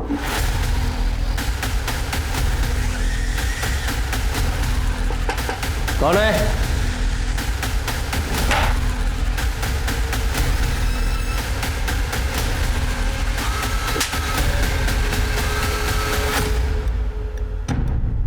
रागिनी को क्यों मारा? सब मैंने नहीं मारा रागिनी को साहब। मैं क्यों? जिस दिन रागिनी का कत्ल हुआ तूने से फोन किया था ना, 2 लाख रुपए तूने देने थे ना उसके, वो रुपए ना देने पड़े इसलिए फोन किया, बुलाकर मार डाला उसे। साहब रागिनी मेरे लिए सोने का अंडा देने वाली मुर्गी थी साहब। हर महीने लाख रुपए कमाता था उससे साहब मैं। उसके मरने का सबसे ज्यादा नुकसान मुझे हुआ है साहब। मैं क्यों मारूंगा उसे? तो फिर उसके पैसे क्यों नहीं लौटाए? कैसे लौटाता साहब? पिछले 8 महीने से वो काम नहीं कर रही थी। अगर वो काम कर रही होती ना तो सूद समेत वापस कर देता पैसा। पिछले 8 महीने से काम नहीं कर रही थी क्यों? साहब हो सकता है किसी लड़के के प्यार में पड़ी हो। हमारी लाइन में होता है साहब ये सब। जो वो पिछले 8 महीने से काम ही नहीं कर रही थी तो तूने फोन क्यों किया उसे? सब रागिनी के लिए कस्टमर की पर्सनल डिमांड आई थी साहब, और पैसे भी अच्छे मिल रहे थे इसलिए फ़ोन करना पड़ा साहब। अरे रागिनी को छोड़ो साहब, मेरे पास एक से एक लड़कियां हैं, उससे भी अच्छी देता हूँ आपको। रागिनी चाहिए, कर सकता है तो बोल। कोशिश करता हूँ साहब, लेकिन पैसे ज़्यादा लगेंगे। हाँ पैसा जितना तू बोले फिर हो जाएगा काम। साहब मुझे मालूम था कि वो मना ही करने वाली है, लेकिन साहब फिर भी मैंने उससे फ़ोन किया। देख बबलू, मैंने पहले ही बोला मैंने काम छोड़ दिया है। अरे एक रात का 2 लाख रुपए दे रहा है। ठीक है, हाँ बोल दे। कितने बजे जाना है? सब 5 बजे रागिनी पिकअप पॉइंट पे मिलने वाली थी। वहाँ से वो कस्टमर के साथ आगे जाने वाली थी साहब। रागिनी ने हाँ बोला और मैंने उनकी बुकिंग होटल डिसेंट में करवा दी थी साहब। कस्टमर कौन था? कस्टमर का नाम तो नहीं मालूम साहब, लेकिन नंबर मालूम है साहब। शर्मा, इससे नंबर लो उस कस्टमर का, पता लगाओ कौन है वो। सर। और तू ध्यान रखना, फिलहाल तुझे छोड़ रहा हूँ, लेकिन तू हमारे रडार पर है। शहर के बाहर एक कदम भी रखा ना तो ऐसा केस लगाऊंगा, जिंदगी भर जेल में सड़ेगा। फिर आई बात समझ में? ठीक है शर्मा, इस बबलू ने अभी हमें पूरी जानकारी नहीं दी है, जरा उस पर नज़र रखो, क्योंकि इसकी एक्टिविटी हमें कातिल तक पहुंचा सकती है। सर। और एक बात, इस बबलू से ना एक रागिनी के जितने भी कस्टमर थे सबकी एक लिस्ट ले लो और सबसे बात करके देखो। और वो डिलाइट होटल जहाँ ये रागिनी अपने कस्टमर के साथ जाती थी वहाँ से CCTV फुटेज मंगाओ और चेक करो कि कौन कौन से ऐसे रेगुलर कस्टमर थे जो उसके साथ वहाँ जाते थे। चेक कर दो। हाँ ना, जरूर। शर्मा, जब भी इस रोड से गुजरता हूँ मुझे वो बुढ़िया माँ थी ना जानकी, उसका वो दर्दनाक हादसा याद आता है। हमें उस केस को कोल्ड केस बना के नहीं रखना है। तुमने बताया था ना उस केस का एक चश्मदीद गवाह, वो लड़का जो फील बेचता था, वो तब से गायब है। पता लगाओ कहाँ है वो? सर खबरियों ने बताया कि उसे MG रोड पे देखा गया है। MG रोड पे? जरा ढूंढो उसे। सर जो नंबर बबलू ने बताया था वो इसका है। नाम क्या है तुम्हारा? बाकेला चौधरी। 8 तारीख को मेरा मोबाइल चोरी हुआ था सर, और मैंने कंप्लेंट भी लिखाई थी। ठीक है, तुम जाओ। सर मैंने होटल डिसेंट में पूछताछ की। 8 तारीख को रागिनी की बुकिंग तो थी, लेकिन वो वहाँ पहुंची ही नहीं। CCTV footage. सर ये आदमी देखिए, ये आदमी हर 2 दिन में रागिनी के साथ देखा गया। सर बबलू ने बताया था कि ये कस्टमर हर दूसरे दिन रागिनी के लिए कॉल करता है। सर रागिनी ने काम तो बंद कर दिया था, फिर भी ये कॉल करता था। नाम क्या है इसका? आकाश अवस्थी। बुलाओ इसमें। सर। और सुनो, रचना को भी बुलाओ। सर। ये बता, रागिनी को क्यों मारा? मैंने? हाँ तूने। पहले तूने उसे प्रेग्नेंट किया, जब उसने शादी के लिए दबाव डाला और बच्चा बनाने के लिए कहा तो मार डाला उसे। मेरा बच्चा? सर माना मैं उससे रेगुलर मिलने जाता था, लेकिन सर मैंने कभी उसे हाथ भी नहीं लगाया।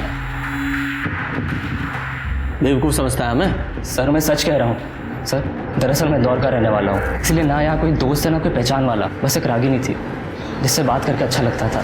अगर आप हमें पसंद नहीं करते हो तो हम यहाँ क्यों आते हैं? तुम हमें पसंद हो रागिनी, बस औरत का ये रूप हमें पसंद नहीं। असल में बात यह है कि तुम मुझ में एक ग्राहक देखती हो और मैं तुम में एक अच्छा दोस्त। एक आप हो और एक कुछ नहीं, जाने दो।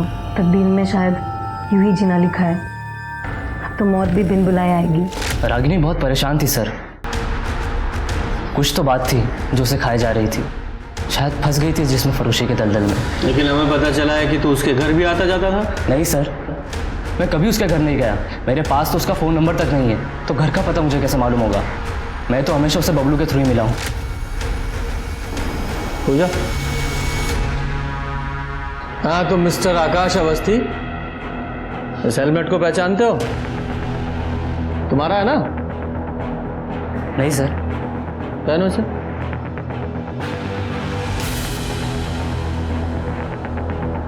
रचना, घूम जाओ।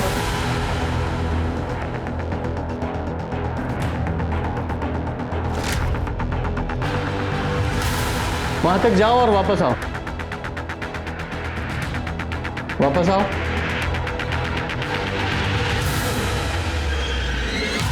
सर शायद ये वो नहीं है।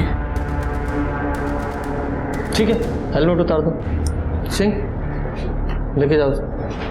जी सर। और हाँ, बिना बताए शहर छोड़ कर नहीं जाओगे तुम। जी सर। सर, मेरी माँ का कुछ पता चला क्या?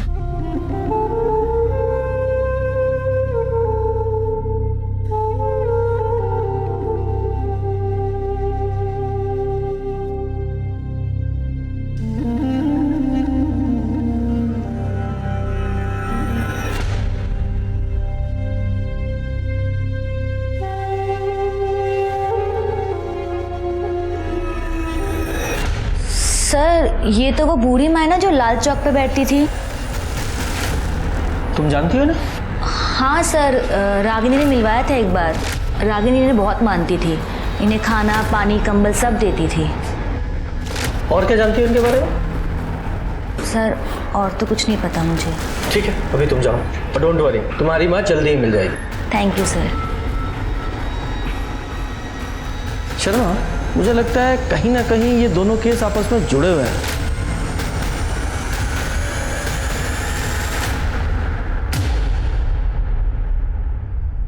हर मुमकिन कोशिश के बावजूद असली कातिल पुलिस के हाथ नहीं आ रहा था। 3 महीने पहले जिस जानकी की रोड एक्सीडेंट में मौत हुई थी, रागिनी उस बूढ़ी माँ की हर तरह से सेवा करती आई थी। तो क्या जानकी के साथ हुए हादसे की कोई कड़ी रागिनी मर्डर से भी जुड़ी हुई थी? रागिनी के मर्डर के 2 हफ्ते बाद भी हत्यारा पुलिस की गिरफ्त से कोसों दूर था। फिर एक दिन पुलिस के हाथ एक ऐसा पुख्ता सबूत लग गया जो कि इस केस में एक नया मोड़ ले आया। सर, रागिनी के घर से जो फोन मिला था उसका डेटा रिकवर हो गया। ये देखिए।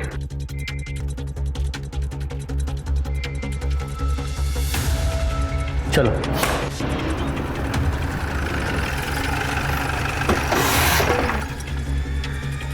ये देखिए सर।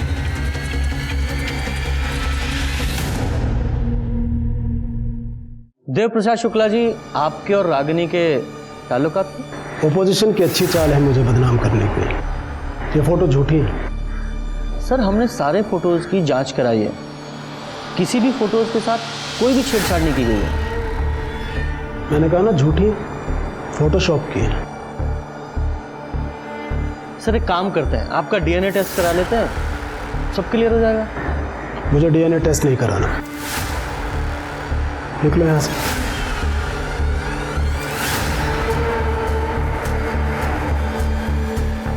हाँ, इंस्पेक्टर, तुमने वो हाथी और चींटी वाली कहानी सुनी है ना? चींटी अपने दायरे में ही रहे तो अच्छी है।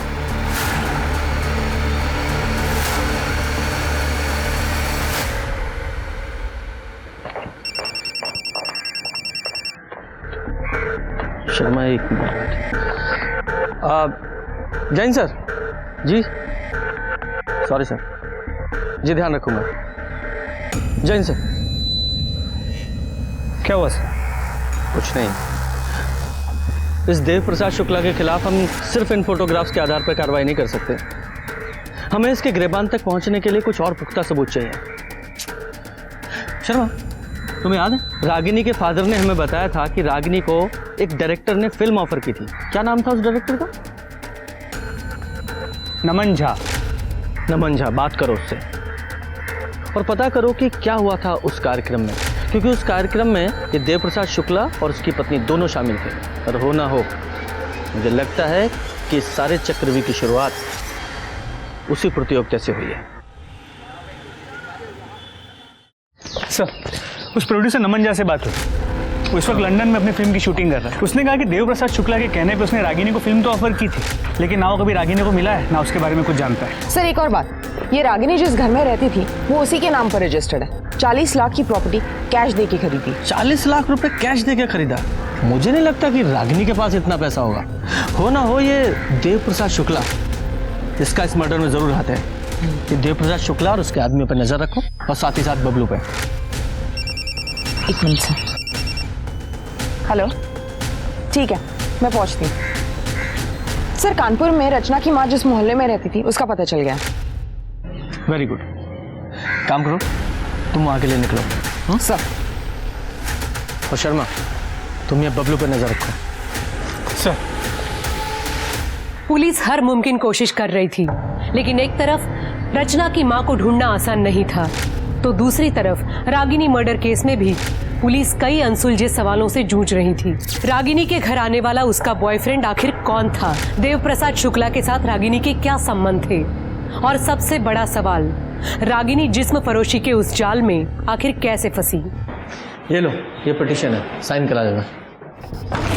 सर हमने सभी सस्पेक्ट्स पे नजर रखी थी।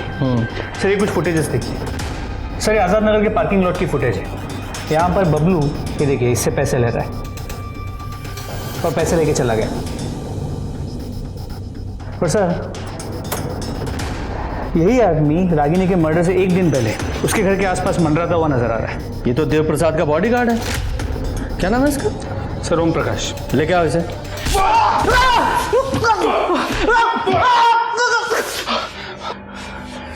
देख, बबलू ने अपने सारे गुनाह कबूल कर लिए और ये भी कबूल किया है कि तूने उसे चुप रहने के लिए पैसे दिए थे। और हम जानते हैं, ये बात अलग है कि वो डायरेक्ट तूने पैसे नहीं दिए थे, किसी और ने दिलवाए थे। और रागिनी के मर्डर से पहले तू उसके घर के आसपास मंडरा रहा था।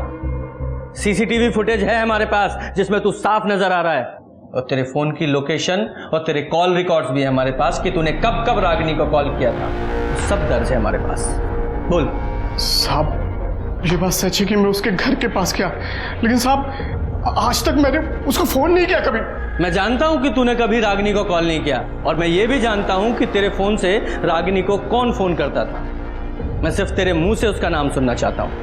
देख, सरकारी गवाह बन जा या फिर सारी जिंदगी जेल में सड़ना, चॉइस तेरी है। हाथी और चींटी की कहानी सुनी है मैंने शुक्ला जी, और यह भी सुना है कि चींटी अगर एक बार हाथी के कान में चली जाए तो उसे तांडव करवा देती है। अब मुद्दे की बात शुरू करें। मैंने ही रागिनी को फिल्म दिलाने के लिए नमन से बात की थी। सर, उन्होंने मुझे अपनी फिल्म में हीरोइन बनाने का वादा किया था। उनका एक आदमी सुरेश एक हफ्ते पहले मुझे गाजियाबाद में मिला। अरे मैडम, अगर फसल उगानी है तो बीज तो बोना ही पड़ेगा। 4 लाख रुपए खर्च होंगे, कॉस्ट्यूम का, ऑडिशन का, पोर्टफोलियो का, शोरील का। मैडम बहुत पैसा खर्च होता है, काम निकालिए, चाय पानी सब करना पड़ता है। अब जब 4 लाख रुपए इकट्ठे हो जाए ना, मुझे फोन कर देना। पर इतना श्योर है कि काम दिलाने की गारंटी मेरी है। मेरे बाबा ने 4 लाख रुपए ब्याज पे लिए थे और वो सारे रुपए मैंने सुरेश को दे दिए। अब 4 दिन से वो मेरा फोन नहीं उठा रहा है। मुझे समझ में नहीं आ रहा है अब मैं क्या करूं, क्या बोलूं बाबा को।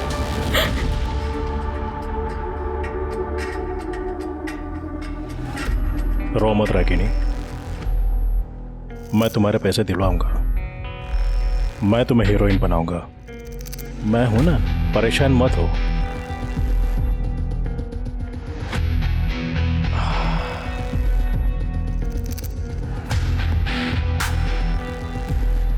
मैं नमन से बात कर लूंगा, तुम्हें तुम्हारे पैसे मिल जाएंगे। बस एक बात याद रखना, मैं तुम्हारे लिए कुछ भी कर सकता हूं। और ये सुरेश कौन है? पता नहीं, शायद सुरेश ने ही नमन के नाम से रागिनी को बेवकूफ बनाया। मैंने उसे ढूंढने की बहुत कोशिश की, लेकिन वो मिला नहीं। फिर मुझे पता चला कि रागिनी प्रोस्टिट्यूशन के बिजनेस में आ गई। एक दिन मैंने उसे कॉल करके कहा कि मैं तुम्हें घर लेकर देता हूँ, तुम्हारा खर्चा उठाता हूँ, तुम ये धंधा छोड़ दो और मेरे साथ रहो। तो मानो पिछले 6 महीने से मेरे उससे कोई ताल्लुकात नहीं है। मैंने उससे सारे रिश्ते तोड़ दिए थे। तो ऐसा क्यों किया आपने? मन भर गया। अब जब पिछले 6 महीने से मेरे उससे कोई ताल्लुकात ही नहीं है तो ये बात जाहिर है कि वो कम से कम मुझसे तो प्रेग्नेंट नहीं थी। शुक्ला जी, ये तो डीएनए टेस्ट के बाद ही पता चलेगा कि क्या सच है और क्या झूठ। मैं डीएनए टेस्ट कराने के लिए तैयार हूँ इंस्पेक्टर, लेकिन मेरी आपसे एक रिक्वेस्ट है कि ये बात बाहर ना आए। इलेक्शन सर पर है। ठीक है, उसकी चिंता मत कीजिए। Thank you. इतना तय था कि देव प्रसाद शुक्ला का रागिनी की मौत से जरूर कोई गहरा संबंध था। वो अब इस केस में एक प्राइम सस्पेक्ट बनकर उभरा था। साथ ही पुलिस को यह भी शक था कि जानकी एक्सीडेंट केस और रागिनी मर्डर केस कहीं न कहीं एक दूसरे से जुड़े हो सकते हैं। इसी दिशा में जांच आगे बढ़ाने पर गवाह राजू के रूप में पुलिस के हाथ एक बड़ी सफलता भी लग गई। आज तो सारे फूल भीगे नहीं। सर यही राजू। हाँ साहब। राजू बेटा, तुम पहले ये फूल लाल चौक पे बेचा करते थे ना? हाँ साहब, वहाँ कमाई कम होती थी और यहाँ कमाई अच्छी होती है। अच्छा, जब तुम लाल चौक पे फूल बेचा करते थे तो एक कार ने एक बुढ़िया माँ जानकी उनको टक्कर मार दी थी जिससे उनकी मौत हो गई थी। तुम वहीं थे? हाँ साहब, मैं वही था। रागिनी दीदी बूढ़ी माँ को खाना देकर जैसी निकली, पीछे से एक कार आई और बूढ़ी माँ को उड़ाकर चली गई। सर, ये हो सकता है कि वो गाड़ी रागिनी का पीछा कर रही है और गलती से जानकी को टक्कर मारी। हाँ, पॉसिबल तो है। अच्छा राजू बेटा, एक बात बताओ, जब तुम लाल चौक पे थे, उस बुढ़िया को उस गाड़ी ने टक्कर मारी तो तुमने देखा कि कार कौन चला रहा था? नहीं साहब। उस गाड़ी का कलर, उसकी नंबर प्लेट वगैरह कुछ याद है? नंबर वंबर तो याद नहीं है, लेकिन हाँ, गाड़ी पर बैलगाड़ी छपी हुई थी।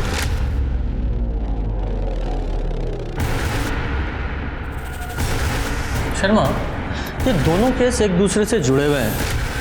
वो बैलगाड़ी का निशान रागिनी के बॉयफ्रेंड के हेलमेट पर भी था। जी सर। हाँ, यही बैलगाड़ी थी।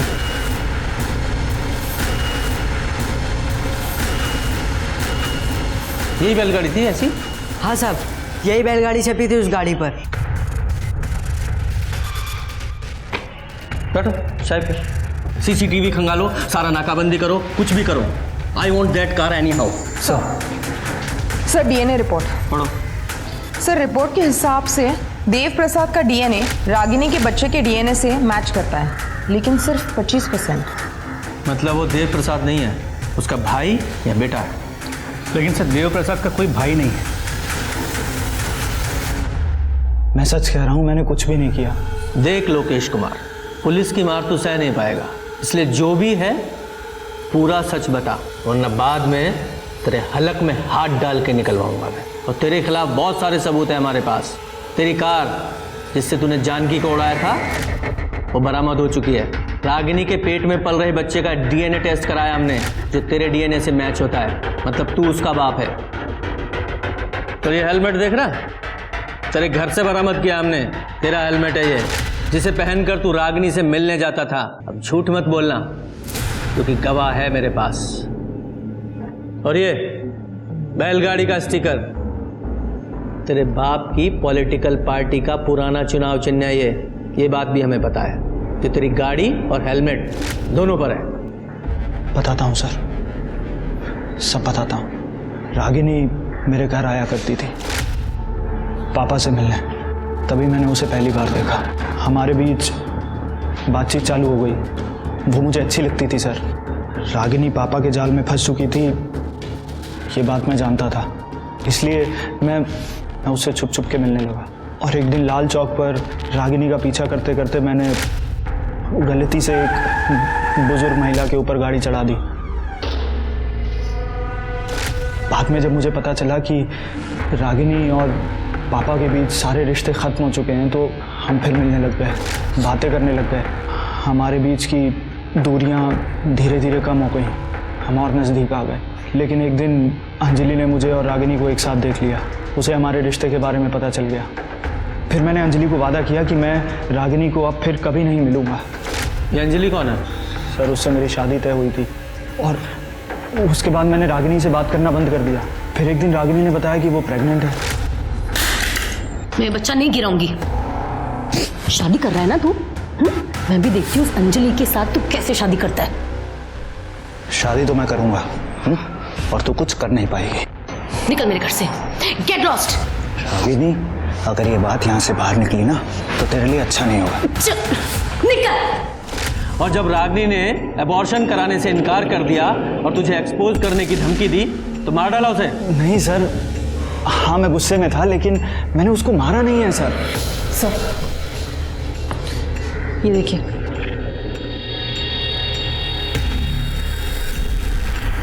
तूने नहीं मारा ना रागिनी को?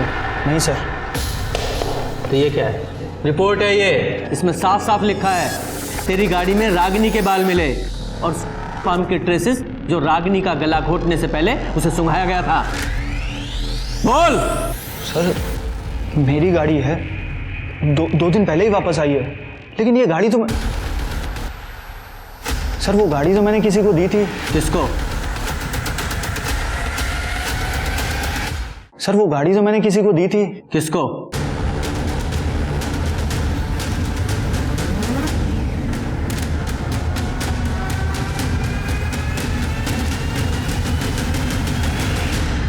तो मैडम अंजलि, तो शुरू से बताओ, बोलो बोलो। सर लोकेश और रागिनी को रंगे हाथों पकड़ लिया था। लोकेश ने मुझे प्रॉमिस किया था वो उससे कभी नहीं मिलेगा, लेकिन फिर भी वो उससे मिलने गया। मैंने उसका पीछा किया, वो रागिनी के घर के अंदर चला गया, मैं वहीं खड़ी थी। कुछ देर बाद वो वापस आया।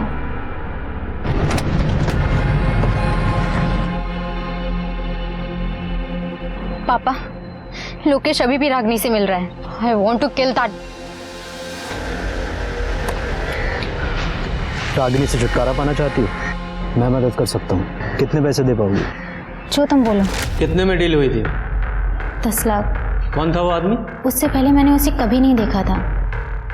तुमने उसके साथ 10 लाख रुपए की डील की और तुम्हें पता ही नहीं वो कौन आदमी था? बेवकूफ समझाया मैं? जब डील की थी तब तो शक्ल देखी थी ना? स्केच बनवा सकती हो? जी सर।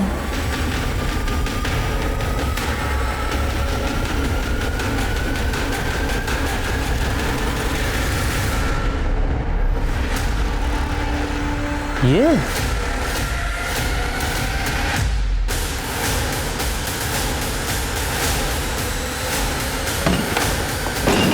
पूरे घर की अच्छे से तलाशी लो, कोई भी कोना छूटना नहीं चाहिए। सर आप लोग यहाँ पर, क्या हुआ है सर? चिंतन कहाँ है? चिंतन तो घर पे नहीं है, लेकिन क्या हुआ? अभी पता चल जाएगा क्या हुआ है।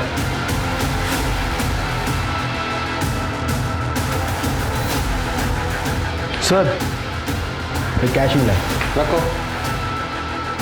ये पैसे किसके हैं? सर मुझे नहीं पता ये कहाँ से आया। ये ज्वेलरी मिला है। इतनी सारी ज्वेलरी किसकी है? नहीं सर ये मेरे नहीं है। मैं बताता हूँ किसके हैं। ये गहने रागिनी के हैं। और ये पैसे देख रही हो? ये पैसे रागिनी को मारने की कीमत। तुम्हारे पति चिंतन ने रागिनी को मारने की सुपारी ली थी। सर आप ये क्या बात कर रहे हैं? कहीं तुम भी तो इसमें शामिल नहीं हो? सर मुझे इसके बारे में कुछ नहीं पता, मैं सच कह रही हूँ। पकड़ो से।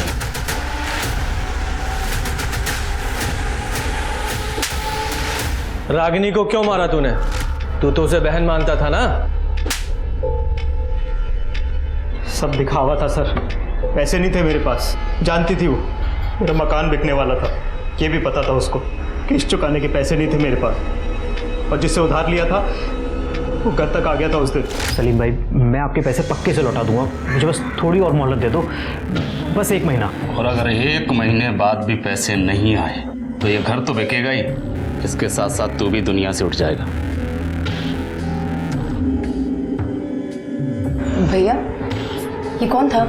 इन्होंने उनसे पैसे लिए थे बिजनेस के लिए। बिजनेस तो डूब गया, अब अगर पैसे नहीं लौटा पाए तो जान से मारने की धमकी दे रहे हैं। रागिनी, तेरे पास कुछ पैसे हो तो मैं लौटा दूंगा। भैया सच में मेरे पास कुछ भी नहीं है। एक से आने वाले थे लेकिन वो भी अटके पड़े हैं। झूठ बोल रही थी वो। मिस्टर शुक्ला साहब के बहुत एहसान थे उस पर। लोकेश का भी उसके घर पे आना जाना था, पैसे तो थे उसके पास। उस दिन जब लोकेश उसके घर पे आया तो मैंने खिड़की से उन दोनों की बातें सुन ली। रागिनी के घर से बाहर निकला और अपनी गाड़ी में बैठकर जैसे ही निकला, मुझे अंजलि की आवाज़ सुनाई दी। वो फ़ोन पर रागिनी को मारने की बात कर रही थी। मुझे पैसा कमाने का जरिया नज़र आया और मैंने जाके अंजलि से बात की। कितने पैसे दे पाओगे? जो तुम बोलो। 10 लाख। उसके बाद सर मैंने एक आदमी का फ़ोन चोरी किया और उसी फ़ोन से बबलू को फ़ोन लगाया। और रागनी को बुक करने के लिए बोला। रागनी मेरी बताई जगह पर ठीक टाइम पे पहुंच गई और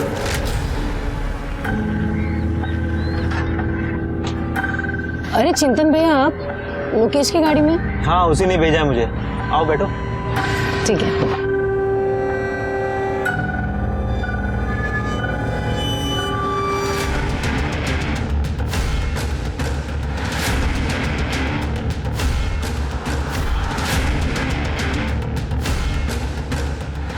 मेरा लालच बढ़ गया था सर।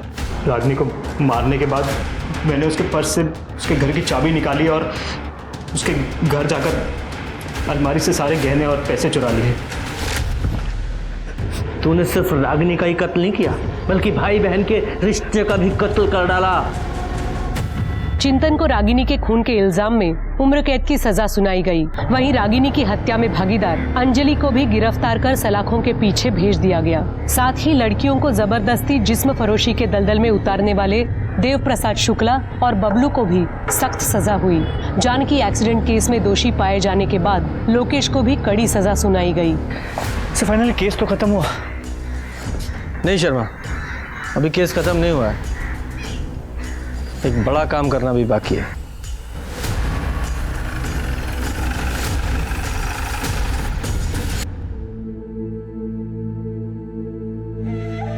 माँ,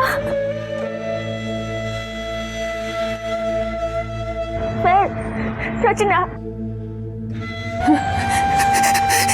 रचना मेरी बच्ची, तू कहाँ चली गई थी रचना? माँ को छोड़ के कहाँ चली गई थी? लड़कियों को भी महत्वाकांक्षा और सपनों के पंख लगाकर उड़ान भरने का उतना ही हक है जितना कि लड़कों का। लेकिन समाज में लड़कियों को अब भी उपयोग और उपभोग की वस्तु समझने वालों की कमी नहीं।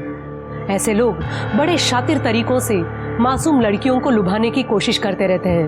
रागिनी के साथ शुक्ला और बबलू ने यही किया।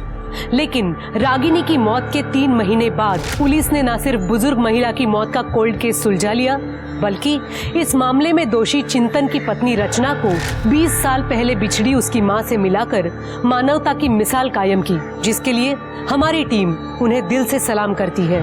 अपनों की बजाय गैरों पर जरूरत से ज्यादा भरोसा कितना खतरनाक साबित हो सकता है, वो रागिनी के केस को देखकर समझा जा सकता है। उसने माँ बाप को छोड़कर जिस चिंतन पर भरोसा किया, उसी ने उसे शर्मसार कर दिया। अपने परिवार में उम्र और अनुभव में बड़े और तजुर्बेकार लोगों की अहमियत को समझें और उनसे सलाह लेने में जरा भी न हिचकिचाएं। अब मैं सोनाली कुलकर्णी आपसे विदा लेती हूँ। फिर मिलेंगे क्राइम पेट्रोल सतर्क जस्टिस रिलोडेड के एक नए केस के साथ। तब तक अपना और अपने परिवार का ख्याल रखें, मास्क पहने, सोशल डिस्टेंसिंग बनाए रखें, सैनिटाइजर का इस्तेमाल करें। देखते रहें क्राइम पेट्रोल सतर्क। जय हिंद।